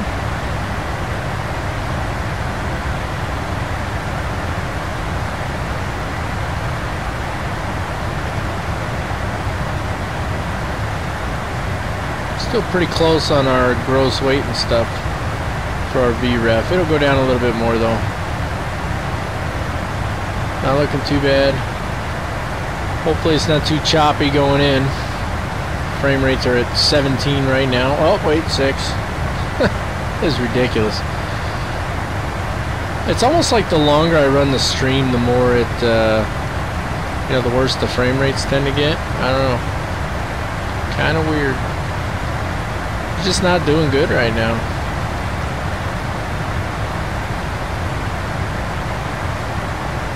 Beer in the fridge, you are the man.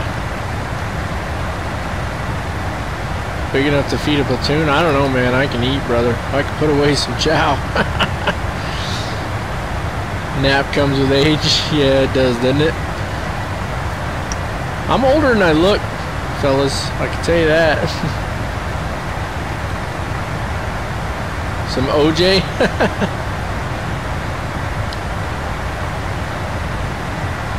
Cloud draws. The cloud draw is pretty far out. I guarantee the cloud draw. I've got it probably at 90. I know the screen's gonna go black for you guys for a second. But that's all right. You'll live. Let's see. Weather. Cloud draw is at maximum. So is cloud coverage. Let me pull those down a little bit. That'll help. Right? There we go. It won't help much though.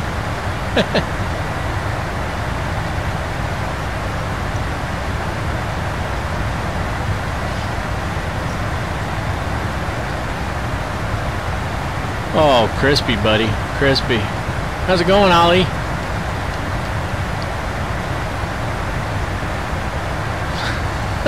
Shivim, didn't you just say he better have enough prime rib for everybody?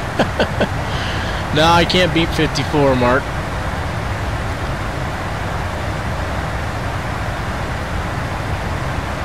I like cloud draw at max, Shivim. You know, cloud draw at max works out just fine for me when I'm not live streaming. You're 40 and you hate it? Why do you hate it, Brett? What's wrong with 40? Here you go, Mark. Life begins at 40, right?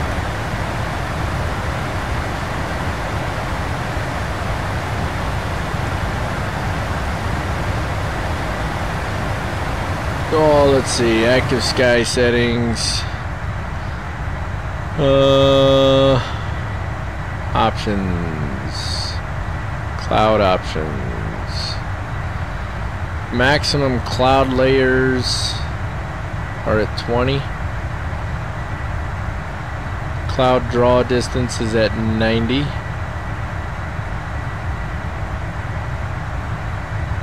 I'm sorry, that's the minimum. And the maximum is 139. I'll move that one down to 110 for maximum.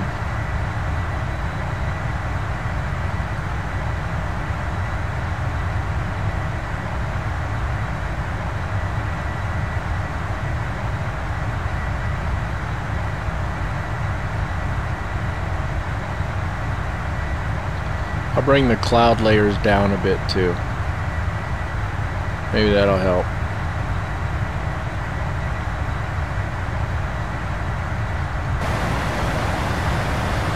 Not much. It helped a little, but not much.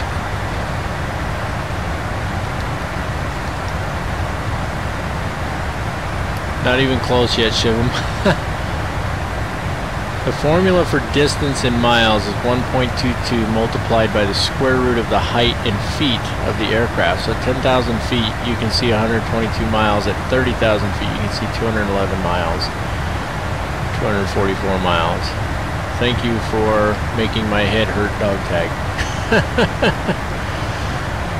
Oh, glad to hear it, Ali. Is it Ali or Ali? You'll have to square me away on that. Cloud layer should be at 5. Are you smoking crack, Shivam? 5. It's all about the clouds, brother. It's all about the clouds. Can't stay up all night flying. Who says you gotta stay up all night and fly? You don't have to stay up all night, Brett. You put that sucker on autopilot and go to bed.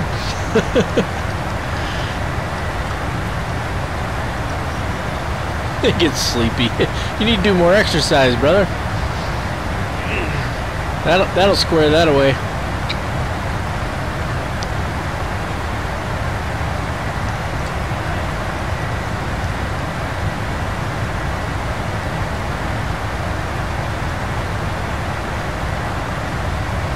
Yeah, you know what, Shivam? Maybe this weekend, maybe Saturday, we'll see. See if I can do a live stream where we just go through settings. Wouldn't be a bad way to go, actually. Autopilot rules, you bet it does.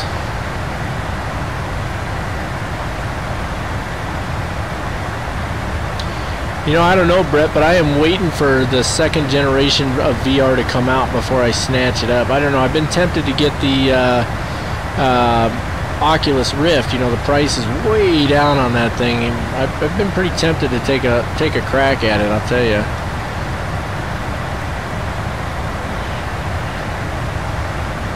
Ah, Alistair, okay. Excellent. Good Scottish name, you bet it is.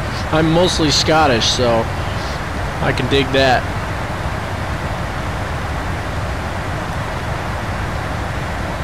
Yeah, there you go, dog tag. That's the way to do it, man. You got cloud layers at 3. What is wrong with you people? 3. It's all about the clouds.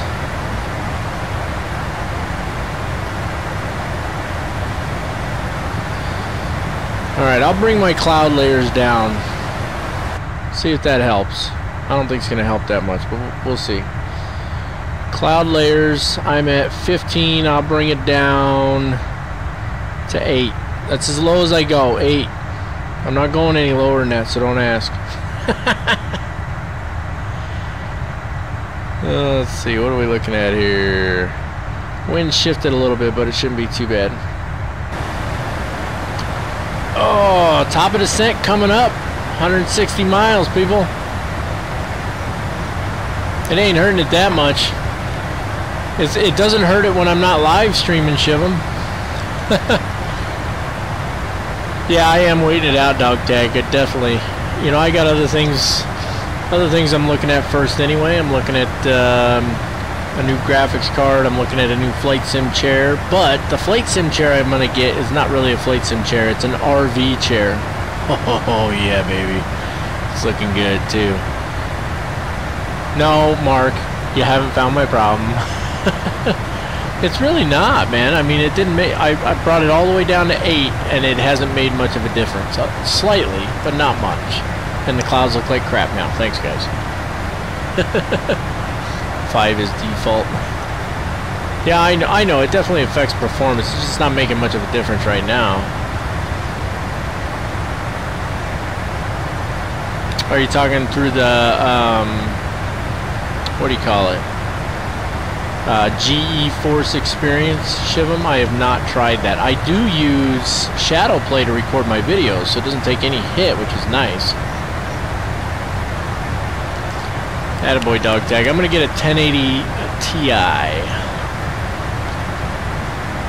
Yeah, Shivam, I do use Shadow Play through that, but I've never tried their live streaming. I might have to take a look at that and see how that looks. I think you have to purchase an additional thing to live stream with them, though. Why would I I have to restart Active Sky for it to take effect, or what?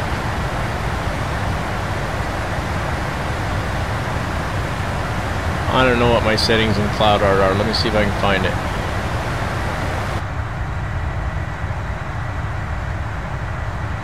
Okay, what am I looking for in here? Settings. I've got cirrus clouds on 2048 and 2048. Oh, sorry, that's for FSX. For P3D, I've got it at 2048 and 2048.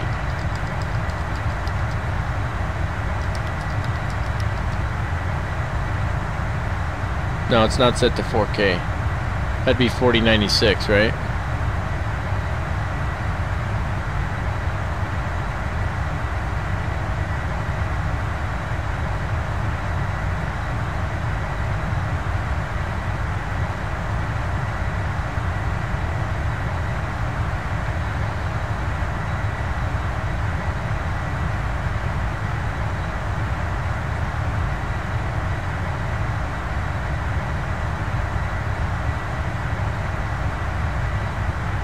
Yeah, that's what happened with me, AZ Jim, is the caution light came on when I started the aircraft and never went away. It's crap, isn't it?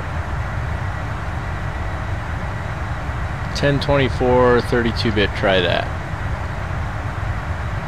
That's DXT 1024 32-bit.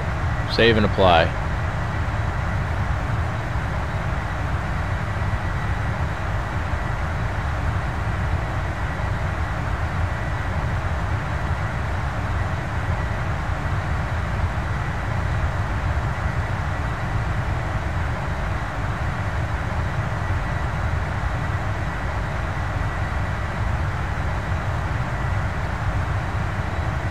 Okay, done.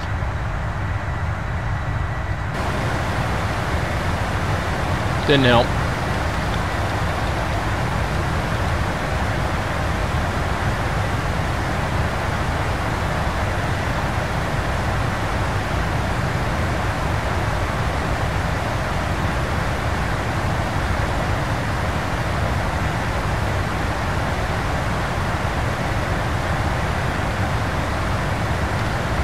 Yeah, I was actually going to ask that.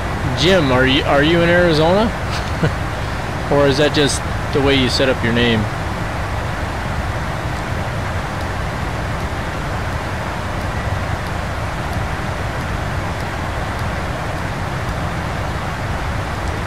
Oh, these frames are killing me. You guys were changing all these settings. It ain't making a lick of difference. I could try restarting Active Sky. It'll probably freeze up the sim though. Let's give it a shot. Woo! That was not pretty. The airplane did not like that, you guys. It did not like that at all. Woo-wee.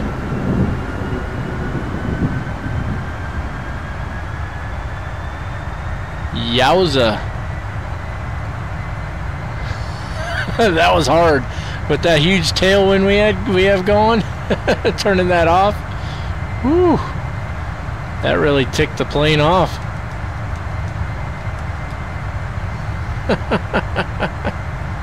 That was kind of funny, actually. Probably not the best thing to do on a live stream, huh? Oh, good times. Alright, well, it ain't making any difference. I'm still waiting for the clouds to come in. There they come. That's going to kill the frame rates more now, right? Goodness. Didn't help, guys.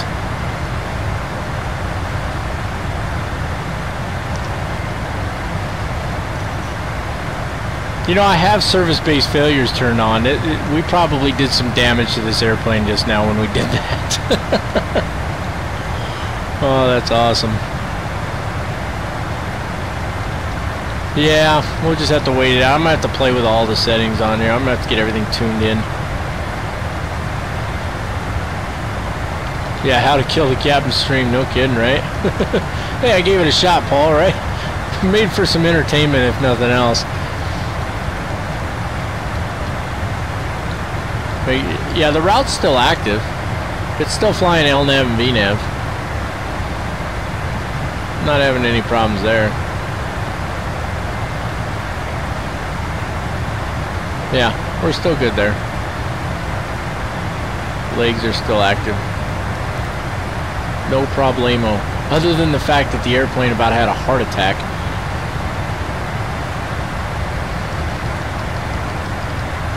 Alper Yilmaz. I like the long hauls too, to tell you the truth. They're not too bad. We got a really long haul coming up in January. Do a live stream on fixing my sim. I might do a video on it, but I need to do a little research first to make sure I get everything right, because, you know, if you just go throwing a bunch of stuff in there, you're just going to make it worse. My frames suck right now though, guys.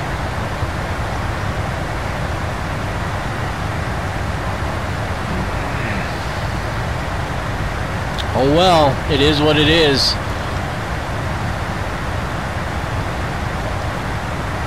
Yeah, the clouds still look decent. I've seen better, but they look decent. Oh, you don't know what you're talking about, man. These clouds do not look the same. They look substantially different.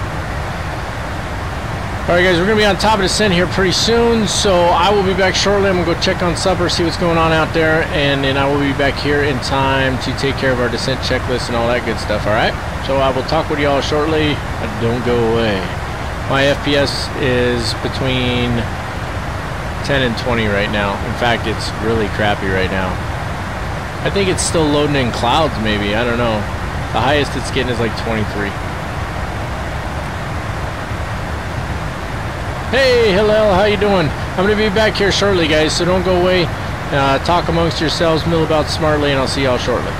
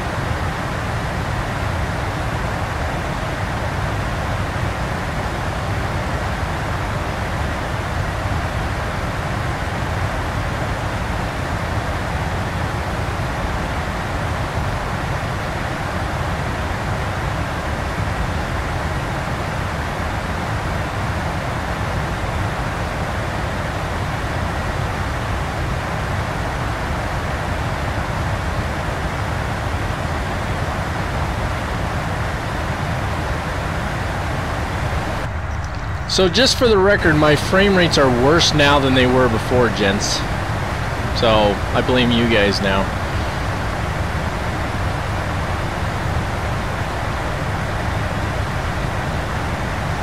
Doing crazy math for Kicks book? Who has it? You know what, Jazz? We need to talk, man. Yeah, shadows can be pretty hard on the frames, that's true. I think my sim just hates me right now, that's what it is.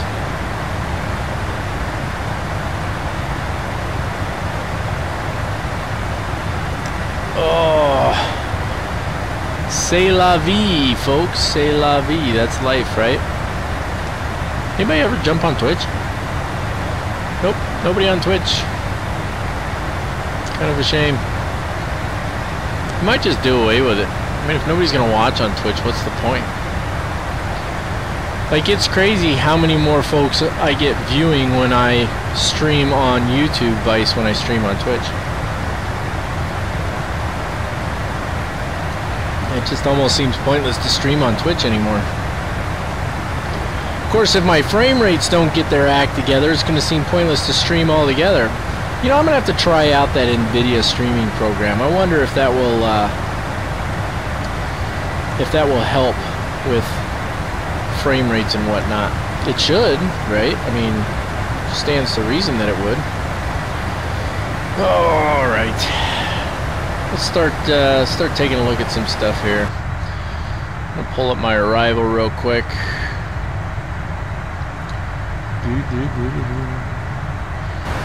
Lambda 2. I got the charts on another page over here. I guess I could pop them up and show them to you guys real quick, right? I mean, might as well. It's not like it's hurting anything at this point. Let me pop this open here.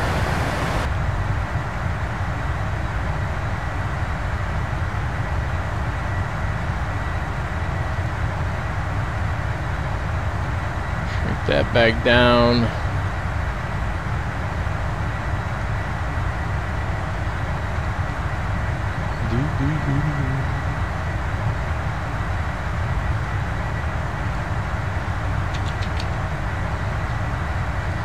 I'm just pulling up the charts for the airport here real quick, guys. And let's show them to you guys. There we go.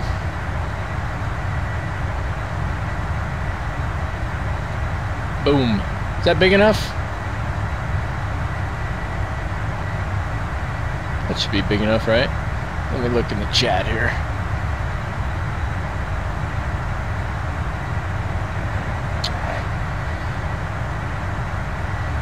Yeah, I think updating the driver is going to be a big deal. Yep. Brett, I've got a i7 4790 with a 980 GT, or 980 GT, 980 Ti graphics card. So, please do what? Oh, you want to see the charts, I'm assuming. No, I haven't talked with him much, T-Dog. I don't get a lot of time to do videos and live streams usually, so I kind of wing it on most things.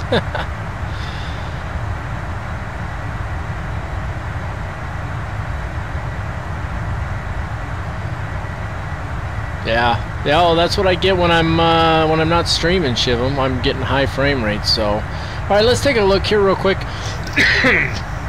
Let's see, Lamzo 2A. Arrival for us today, coming in out here at, let's see, you can't really see my mouse, can you? No, you can't see my mouse on there for some reason. But anyway, so we're coming in at Lamb. So can you guys see the chart all right on there? Is it big enough, or do I need to make it bigger? You guys let me know. In the meantime, I'll continue with the brief. So our ATIS is going to be on 108.4. We're not going to use it, obviously. Airport elevation is minus 11 feet for those of you who are unaware. And we're coming in at LAMSO. We need to be between 260 and 280 knots and at or below flight level 230. And then to et pose, make a little left from there and then down to Seoul. And for Seoul, it says between 7 and 10,000 feet. So that's where we're going to be at Seoul. Now let's take a look at the approach. Wind has shifted a little bit, but it's still good enough for us to fly this approach here. Oh, you need it bigger? Some say bigger, some say good. I'll make it bigger. We'll just fill the screen. How's that? Okay, so taking a look at our approach here, it's going to be the ILS 18 center approach for us. ATIS on 108.4. Schiphol approach is going to be 119.055. Arrival on 118.0.405. Tower will be 118.105 and ground on 121.905. Localizer frequency is 109.5. Final approach course of 183 degrees. ILS decision altitude is 188 feet. I'll probably forget that, but anyway. And then the airport elevation minus 11 feet. Missed approach, climb on track 183 to 2,000 feet, and then inform ATC immediately. Okay, so it's a little crazy. We're coming in from over here at Seoul, and we're coming into the SPL VOR here, and we're going to hit this hold. And we're going to probably do just one circle in the hold, and then after that, you come basically a back course until we get over OA, and then we hang a left. And for us, because we're a large aircraft, it's going to be 310 degrees, circling all the way back around to the 11.3 marker here, and that's where we should start heading on in. So that looks a little crazy in the plan view. It looks a little crazy in the profile view as well, but this is from the VOR at 7,000 feet, and then we descend down. Now, we can descend down to 3,000 feet when we circle back around here at 6.2 from ZWA. That's our localizer. That's where we want to intercept the glide slope. So we want to make a gradual descent to about 2,000 feet by the time we get to here, intercept the glide slope, and then on in. Decision altitude, again, 188 feet. And then last look at the weather. I'll double check it again here real quick. It just says partly cloudy, so it looks like we're not going to have that wet runway anymore, so we should be good to go. Any questions on the approach briefing, since it's actually a live stream and not a video? Let me shrink this down a little bit and wait on questions for just a second.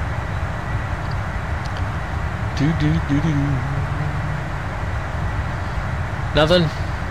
Crickets? Well, there's a delay on the stream, so I guess I could wait till the stream catches up, right? Did it freeze up, or? I don't think it froze up. I didn't think there was that much of a delay, though.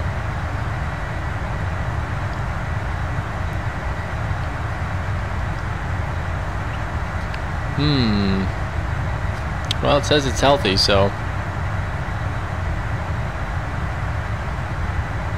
Can I get my morning snack? Go for it. Alright, I'm going to close this out, guys. Let's get rid of that. And we're just about on top of the descent here, so let's go ahead and start bringing this down to 7,000 feet.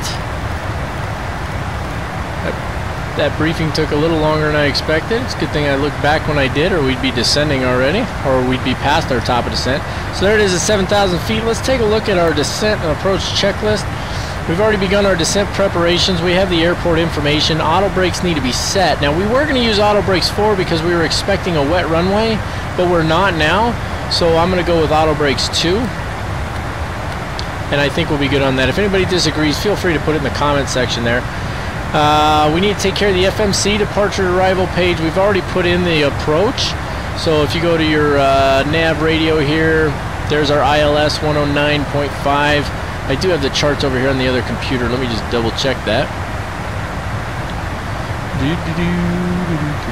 Maybe.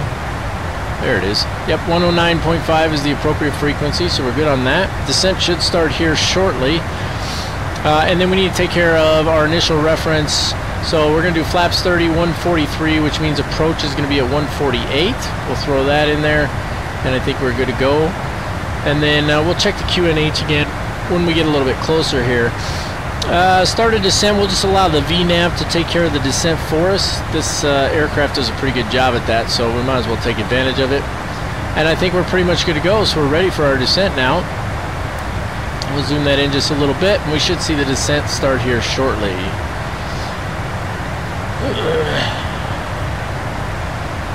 The snack bar is closed.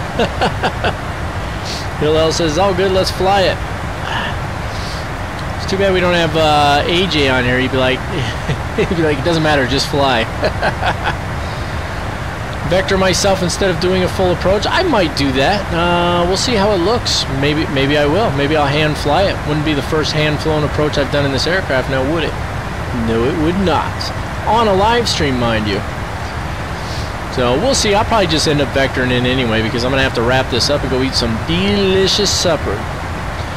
Alright, as we're getting ready to descend here, guys, I'm actually going to do away with all of these up here. And that should help with the frames a good bit, because I'm going to close out the program. So the reason I'm going to do away with these up here is so that you don't see the blanks. If I just close the program, which I'm going to do right now, program's closed, you see all of that just goes blank. So I'm just going to turn those off so you don't have to look at them. I'll leave the aircraft type up there. That one's fine. If I can get this thing to move here. That's good. Distance to go can go away. Go away, go away, go away.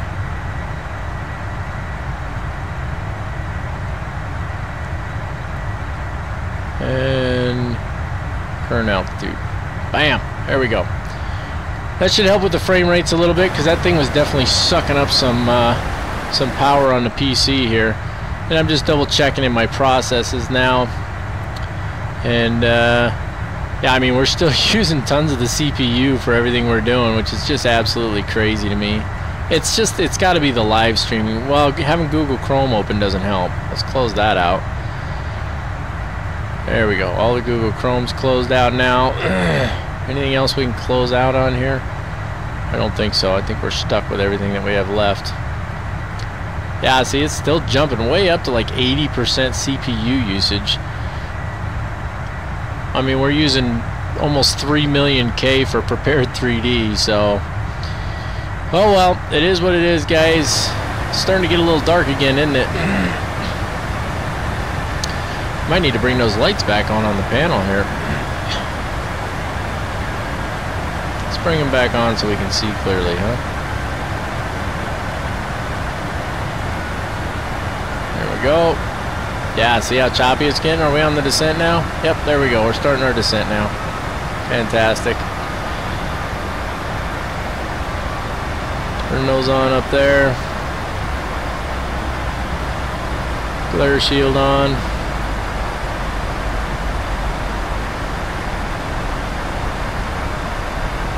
A little bit of backlight, not that much. There we go. Same thing down below. We don't need dome lights. There's enough light outside. I just want to make sure that I don't have to try and do this on short final or something. That would be a pain in the butt. Alright, looking good here. We're on the descent finally, guys. Whew, that's a long one, huh? Alright, what do we got going on here? We need Chica Metal in here. Yeah, where's she been? I haven't seen her. No, I'm not using PTA at all, Shivam. Yeah, cargo pilot starts smoking, maybe. We need to land immediately. He keeps demanding snacks. Well, maybe what we'll do is we'll break off when we get close to the VOR and just shoot it downwind and hand fly the approach. It depends on how choppy it is too, though. If it's really choppy, I don't know if I can hand fly an approach.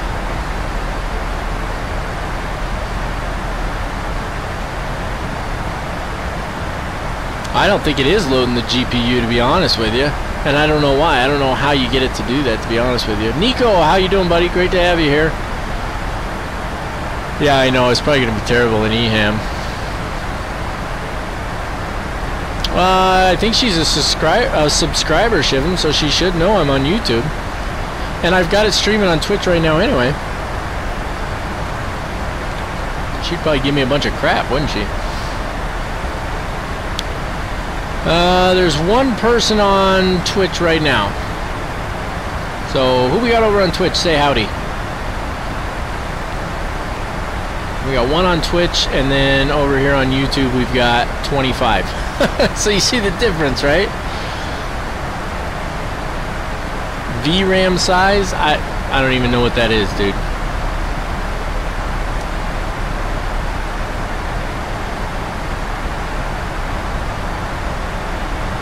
VRAM.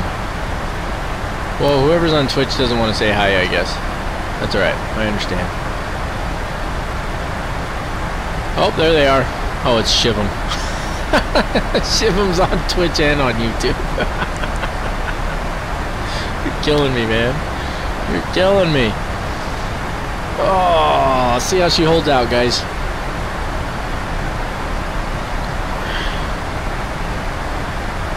I mean, it's choppy right now, which is just terrible. It's absolutely terrible. I really hate that.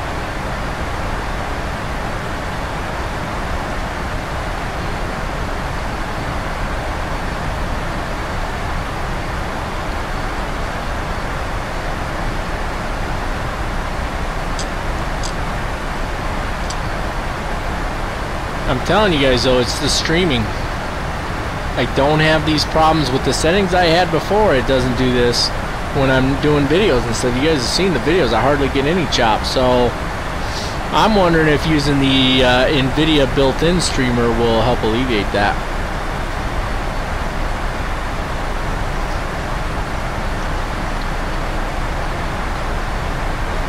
I'll have to mess around with that and see if I can figure it out. Because if it's choppy like this, we're in trouble. We're gonna have to auto land it if it's choppy like this. That'll be the only option.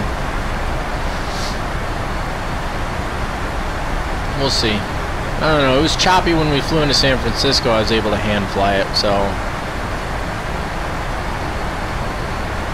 we'll see what happens here.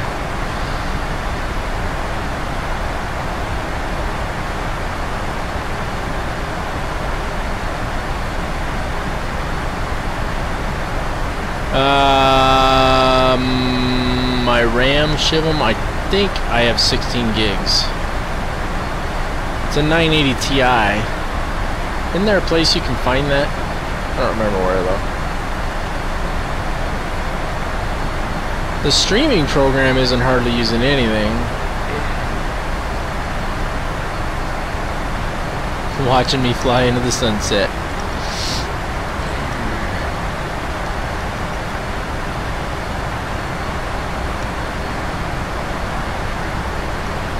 Oh, the frustrations. Even now with a 64-bit system, we're still fighting to get everything to run smooth, aren't we? Mr. something Hooya is in here now too. I don't know who that is. But he said Hooya, that's disturbing. That's over in Twitch. We got 2 guys watching on Twitch. 2 on Twitch and 22 on YouTube. Give me a definitive value. I'll give you something to add to your config file. It will how do I find out what my GPU RAM is, Shivam? Oh, that was you, dog tag? That doesn't surprise me. Master Chief Hooya. 6 gigs of VRAM? How would you know, Brett? How did Brett figure that out? I don't even know how to figure that out. That's my computer.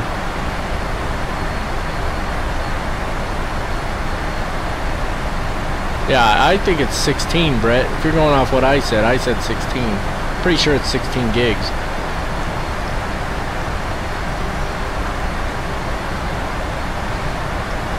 Alright. Let's see here.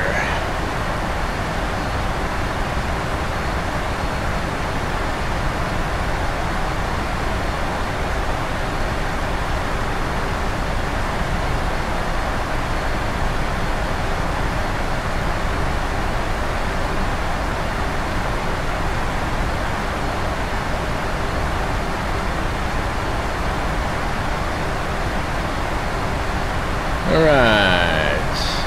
Ooh, a glass of wine. Excellent. Now I'm going to get drunk and fly.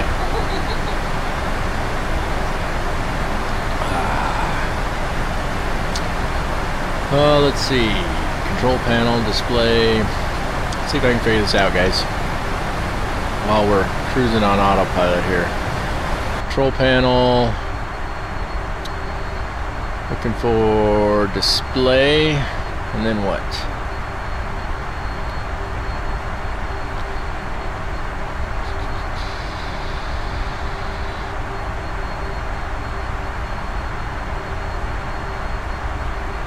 Fan settings. Alright. GeForce GTX 980 Ti. Graphics memory is 5,866 megabytes. Dedicated video memory is 2,048 megabytes. Does that help, Shivam?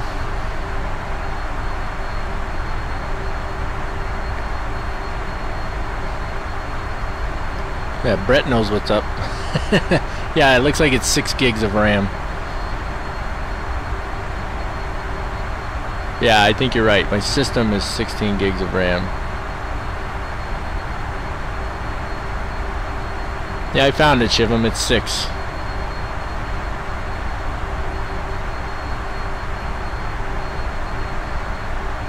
Total available graphics memory, 5,866 megabytes, or 6 gigabytes. Dedicated video memory, 2,048 megabytes.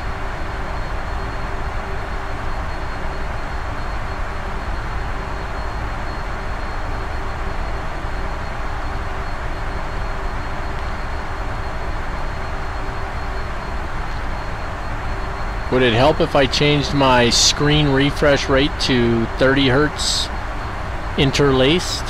Probably not.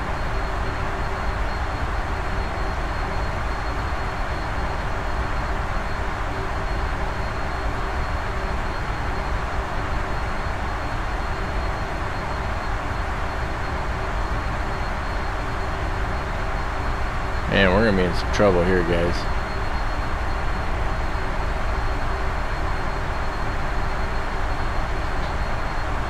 Look how choppy that is. That's craziness.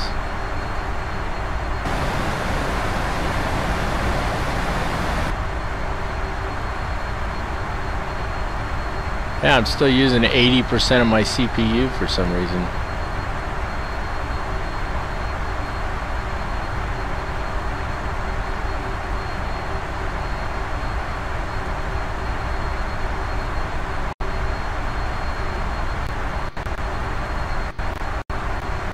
Oh, that made it worse.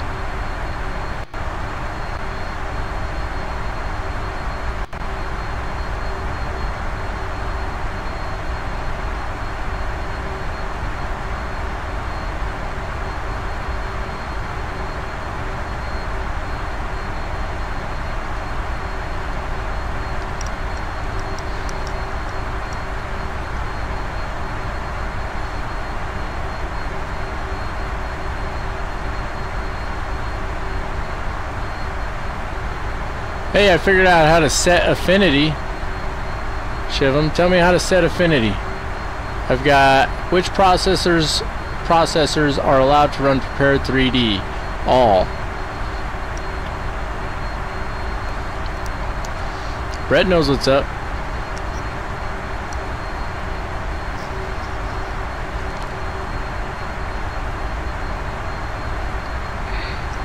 That's some good wine. Alright. What's our altimeter setting? I'm not paying attention here. I've been paying too much attention to other stuff. 29 or 26.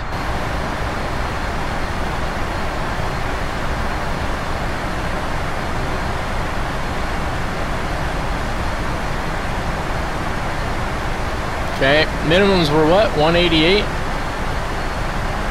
Well, the closest we're going to be able to get is 184, so that's what we're going to set.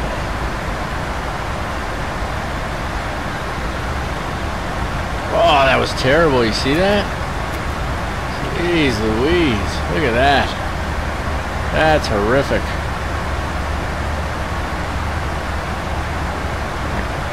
Why are you telling... You want it on or off? Oh, for crying out loud. It says override 3 forward. It's low pressure. Whatever. Oh, this is crap, you guys. Affinity is already on all. Alright, let me close that out. Oh, this is horrendous. Absolutely ridiculous. Okay. I'm going to turn off the AI traffic. I hate to do it, but...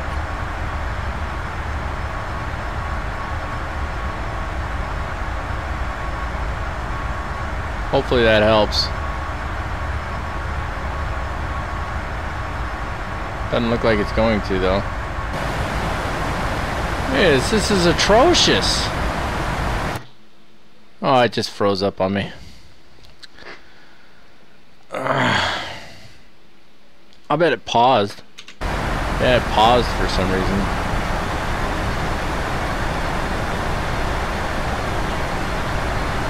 Jeez Louise. This is terrible, guys. I just turned the traffic off and everything.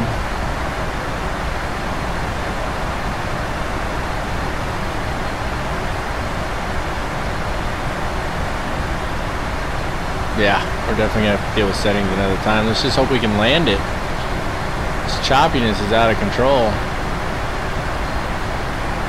I think I'm going to have to auto land it, which I just don't like doing, but I don't think I have a choice. Let's take a look at our initial approach checklist here before I get more ticked off. We've already got the ATIS. Approach briefing has been accomplished. Decision height and MD8 bugs are set. Landing data is checked and set. Seatbelt selector is on. ICUS recall.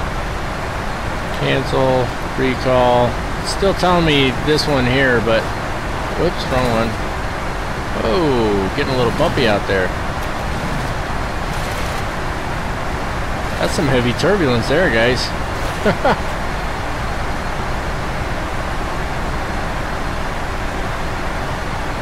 Drag required. Ah, these frame rates are just out of control. Man, that's some heavy turbulence. I still gotta get my track IR on too. Oh. Okay, back in a sec.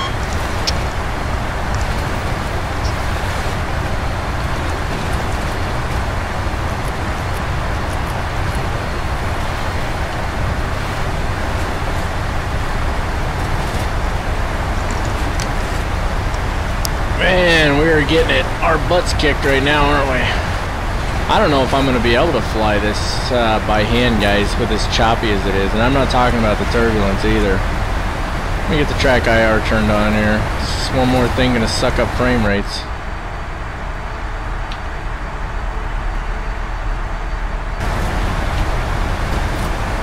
Oh, yeah.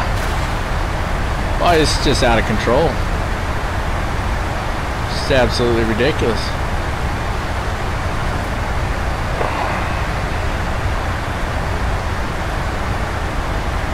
Yeah, look at that. It's a slideshow. Come on. You gotta be stinking kidding me here. There's absolutely no reason for this. Absolutely no reason for this at all.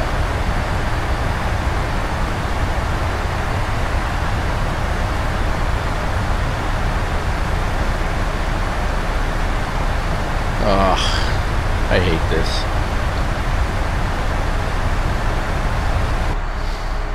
This is a joke.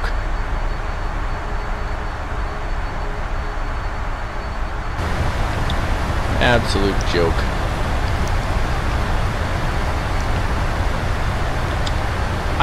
There's no way I can hand fly it, guys. I'd like to, but there's no way.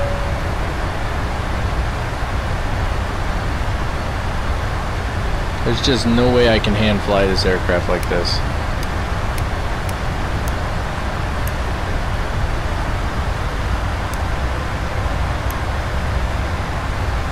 Ugh. Like, this is the worst I think I've ever seen it. And it's worse after I turn down all those settings. I blame you guys.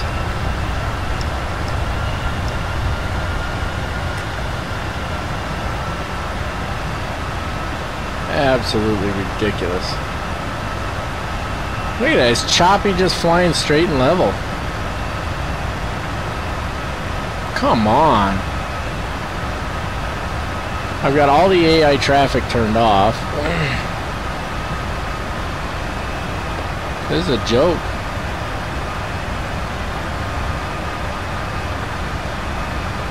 I don't think I've ever had frame rates this bad. I don't get it.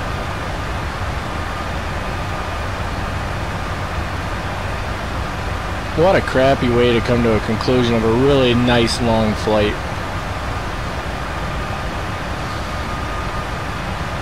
This is pathetic. I'm starting to get really ticked off.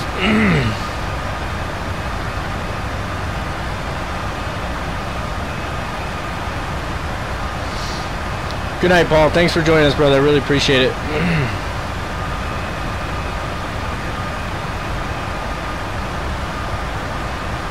All right. Well, we're gonna sort of take over, but not the way. I'm not gonna hand fly it. I can't.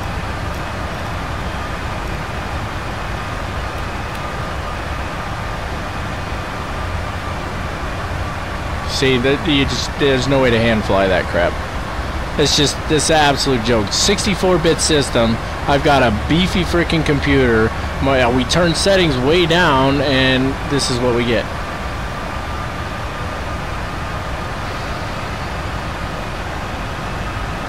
Unbelievable.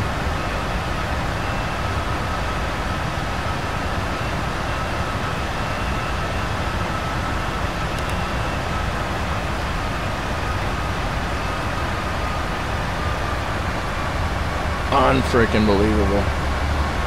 Well, I guess it's gonna be auto land for this flight, guys. Sorry.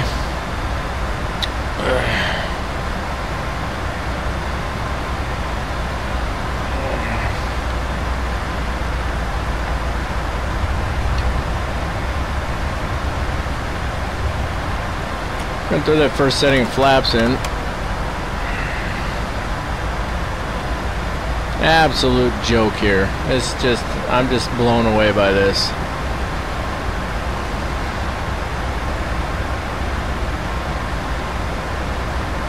Hey Roland, thanks for jumping aboard, man. I'm glad you like the videos. I really appreciate that. The flight's gone great, but now my frame rates are so bad that I'm gonna have to auto land the aircraft because it's just absolute crap. So, and it shouldn't be, because I have a good system and I never have this problem doing videos, but I have this problem when I'm doing live streams for some reason. So, what's our landing speed again? 148 on the VREF.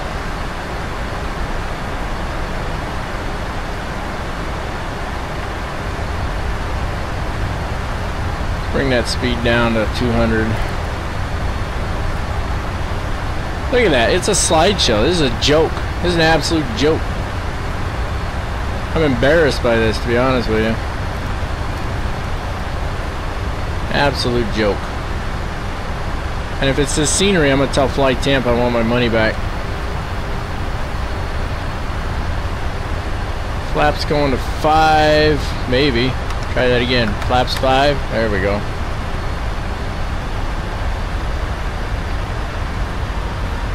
Oh yeah, there's no way I can hand fly this.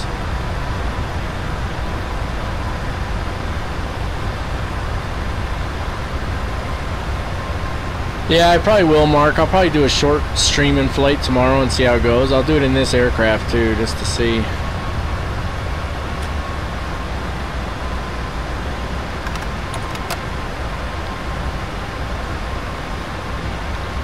That's a real shame, guys. It really is, you know. It was a great flight, nice, great long flight, and now we just got all this crap as we come in here, and it just sucks.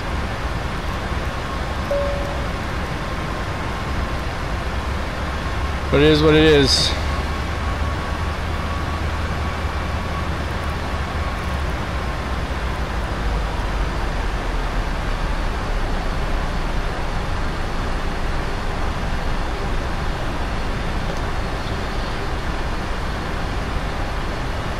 I hate using Autoland, to be honest with you.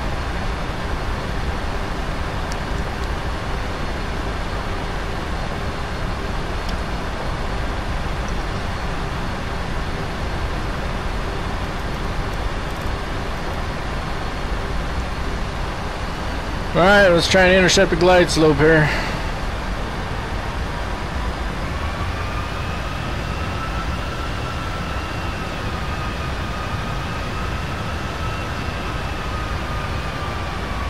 Jeez.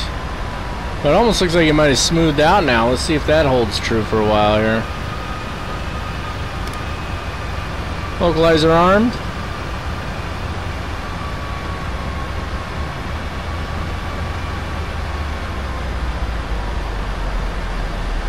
I don't think it's smoothed out enough for me to fly it. Nah, it's still crap. There's the localizer. On the approach switch now. Oh, that's a joke. Oh, I'm getting so ticked off. I don't even know if I can taxi it in here. Shivum, you sponsor my channel now? Look at you. Thank you very much, man. I really appreciate that. That's freaking awesome right there. Yeah, the scenery looks fantastic. It would look a lot better if it wasn't such a freaking slideshow, though, right? Everybody do me a favor. Tell Shivum thank you for sponsoring the channel, man. That's awesome. I really appreciate that, my friend. That's freaking awesome. Now we can just get this sucker to land. Well, folks, I do apologize for these terrible frame rates. I'm going to have to figure this out. I don't know what's going on with it. Look at that. All those aircraft, I turned them off, and they're still flying. See them all? All lined up out there, coming in the other way. Oh, of course they are. Why wouldn't they be?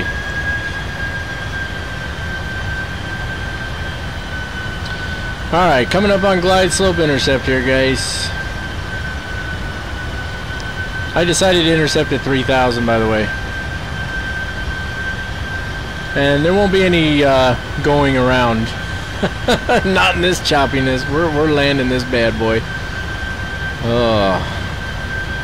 There's the glide slope. Let's get the gear down. Flaps. And let's take her down to 148.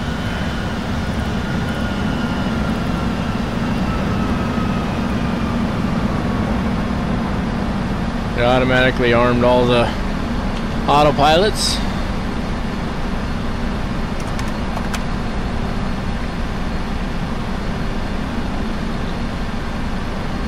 There's flaps 25 and flaps 30. Arm the spoilers. 2500. Spoilers are now armed. Auto brakes are set. Let's take care of this final approach and landing checklist. Flaps are set. Gear is down and locked. Speed brake is armed. ILS is captured.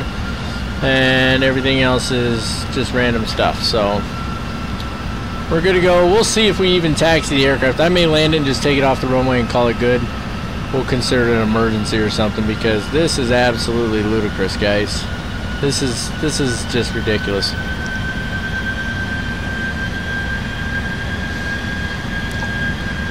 What a real, I mean, to me, this is just a real shame to end it with this choppiness. One way or another, I gotta get this stuff figured out. It's just absolutely bonkers. Where's the runway?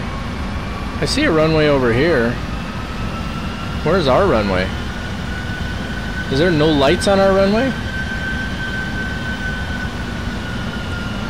I mean, I'm gonna let it auto land because, oh, now I can see the approach lights on our runway. That's a little weird. I wonder why those lights aren't on. I'll talk with my friend Eric too, because Eric really knows how to optimize this stuff. I'll talk with him and see what he can do to help get me squared away a little bit. But we'll let this thing auto land. I'll probably take it off the runway, and then depending on how choppy it is, I might just park it right there. We're not even going to go through a shutdown. I'm frustrated. I'm ticked off and a little embarrassed, to be honest with you. It's absolutely ridiculous. We've got a really good system, 64-bit friggin' flight simulator here, and I got a slideshow going on. I can't even fly the airplane. I have to let the autopilot do it.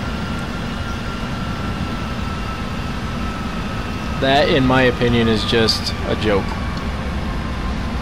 Like, I'm just blown away by that. You know, when we took off out of San Francisco, it was just fine, right? Eat more prime rib. Eat more prime rib. Take care, Dog Tag. Appreciate you joining us, buddy. I appreciate everybody joining us, man.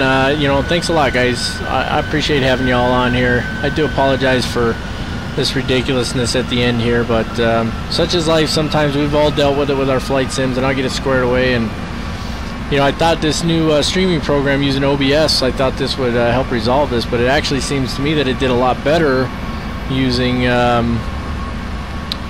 XSplit. XSplit wasn't this choppy when we landed at San Francisco. It could be Flight Tampa scenery too, in which case Flight Tampa needs to put some work into this. This is a little ridiculous. But that's only a small part of it. We've been having issues the entire flight. So we're going to let her auto land because there's no way I can land it halfway decent with this slideshow we got going on here. So after she lands, I'll roll out. We'll probably go through a quick, I don't even know, what's that jumping for? Approaching minimums. We'll go through, you know, we'll shut her down real quick. I'm not going to start the APU. Actually, I'll start the APU. Yeah, we'll do that. All right. 50. 30.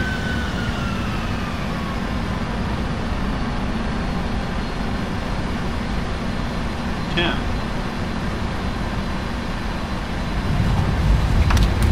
Like a pretty sweet landing, to be honest with you.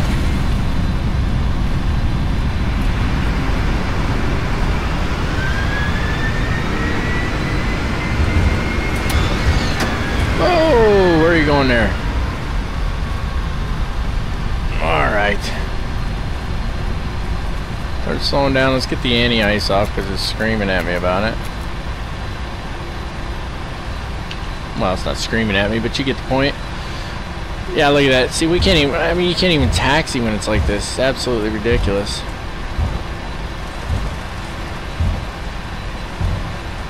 Alright, so we'll take her off the runway here.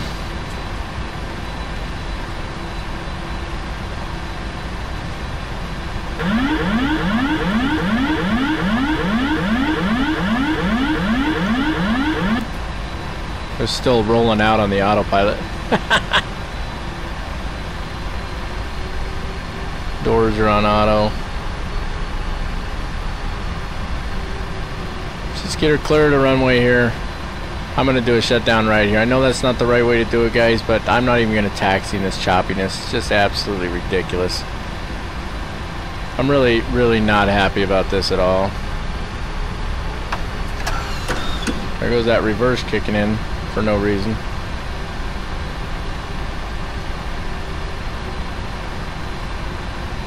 Alright, let's let her roll to a stop here. Let's get those landing lights off.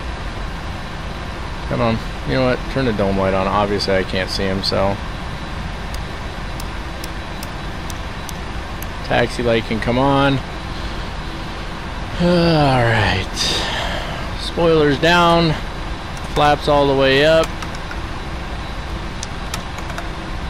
Really, really not happy about that. Just absolutely. I don't know why this thing's still. Okay, we get it. There we go. Now it kicked out finally. Let's go ahead and turn the APU on real quick. Alright, let's take a look at our after landing / taxi checklist. Transponder needs to go to standby. That's this guy way down here. And up the tower, taxiways noted. Flaps are up, speed brake is down, auto brakes need to go off. Maybe, there we go, auto brakes off, landing lights are off, strobe lights need to come off. That is that one there. And APU start. So once that APU is up and running, which it will be here shortly. I mean, did the smoothness come back or something? You know what, I'm shutting down right here, I don't care. I'm too ticked off, you guys. I really am. Just waiting on the APU right now. What do we got in the comments here? Thanks, Ellie. I appreciate it, man. Turning what off and on again? Talking about the sim, Oleg? Forget it, just fly. Yeah, no kidding, right? Yeah, the approach lights look fantastic when they finally show up. Okay, there's the APU finally kicking in. Let's turn that on. Engines off. We'll get towed in. Emergency tow in. Yeah, see, even turning off the engines was slow. That's a little ridiculous. Okay, parking checklist. Obviously, we're not at the gate. Parking brake needs to be set, however. Set that right there. ATC contact. Yeah, pan. We need somebody to tow us to the gate. APU Gen 1 and 2 is on. APU bleed is probably not on yet. There we go. APU bleed is on. Engine bleeds are all off. They all go off. 2, 3, and 4. Engine hydraulic pumps all go off. That's these 4 down here. And then fuel control switches are all cut off. Seat belts off. Everybody sit tight. They're not going anywhere. Doors aren't going to be open. Beacon lights can go off now. Right click that one. Ground power, we're not doing that. We'll leave the APU on. Yaw dampers, basically everything goes off at this point. Yaw dampers off. Hydraulic demand switches, continuous ignition. We never even turned it on approach because I was getting so frustrated. Gen control switches, bus tie switches, window heat. There we go. Now we're coming down. And then standby, or yeah, standby power off, battery off. And then the APU, whoa, and then it goes completely dark, and it's raining like crazy. Alright folks, you know what, I really appreciate you guys joining me for this. I know it's not my fault that the thing's acting up, but you know, I usually have my stuff tweaked a little better, and the thing just went bonkers on us, and it was just ridiculous. So, but it was a good flight, and I had a lot of fun. I had a great time interacting with you guys, and I really appreciate you all joining me. And yeah, it was awesome. So I'm gonna play around with my settings, get it squared away. I might do a short live stream tomorrow in the same aircraft, just for the purpose of seeing if new settings and updated drivers and all that stuff take care of business. And if not, then we'll go back to the drawing board. But in the meantime, thank you for all the advice and help on here. Shivam, thank you again for sponsoring the channel. I truly appreciate that. That means a lot to me, and it means a lot to me that you guys just hop on here and watch me. I really appreciate it. And that's going to wrap it up, guys. If you haven't done so, hop over to the channel or hop up above, whatever. Hit the subscribe button. We're at 5,500 and change now, looking really good, and having a good time with it. So look for more live streams. I'm starting to enjoy this a lot quicker and easier to set up on YouTube. So if I can get everything tweaked just right, then I'll be doing a substantially higher number of live streams. So watch for that as well. And of course, you can still follow us over on Twitch. We're live streaming over there. And that's pretty much it. Like us on Facebook. That's where I do my announcements. I've started posting on there quite a bit more, so go over and like us on Facebook. Follow us on Twitter. If I start getting some followers there, I'll start posting over there as well. And then, like I said, if you want, you can follow us on Twitch.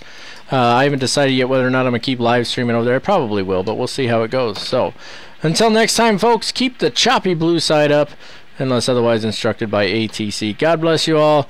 Belated Merry Christmas. Have a Happy New Year. And have a fantastic day.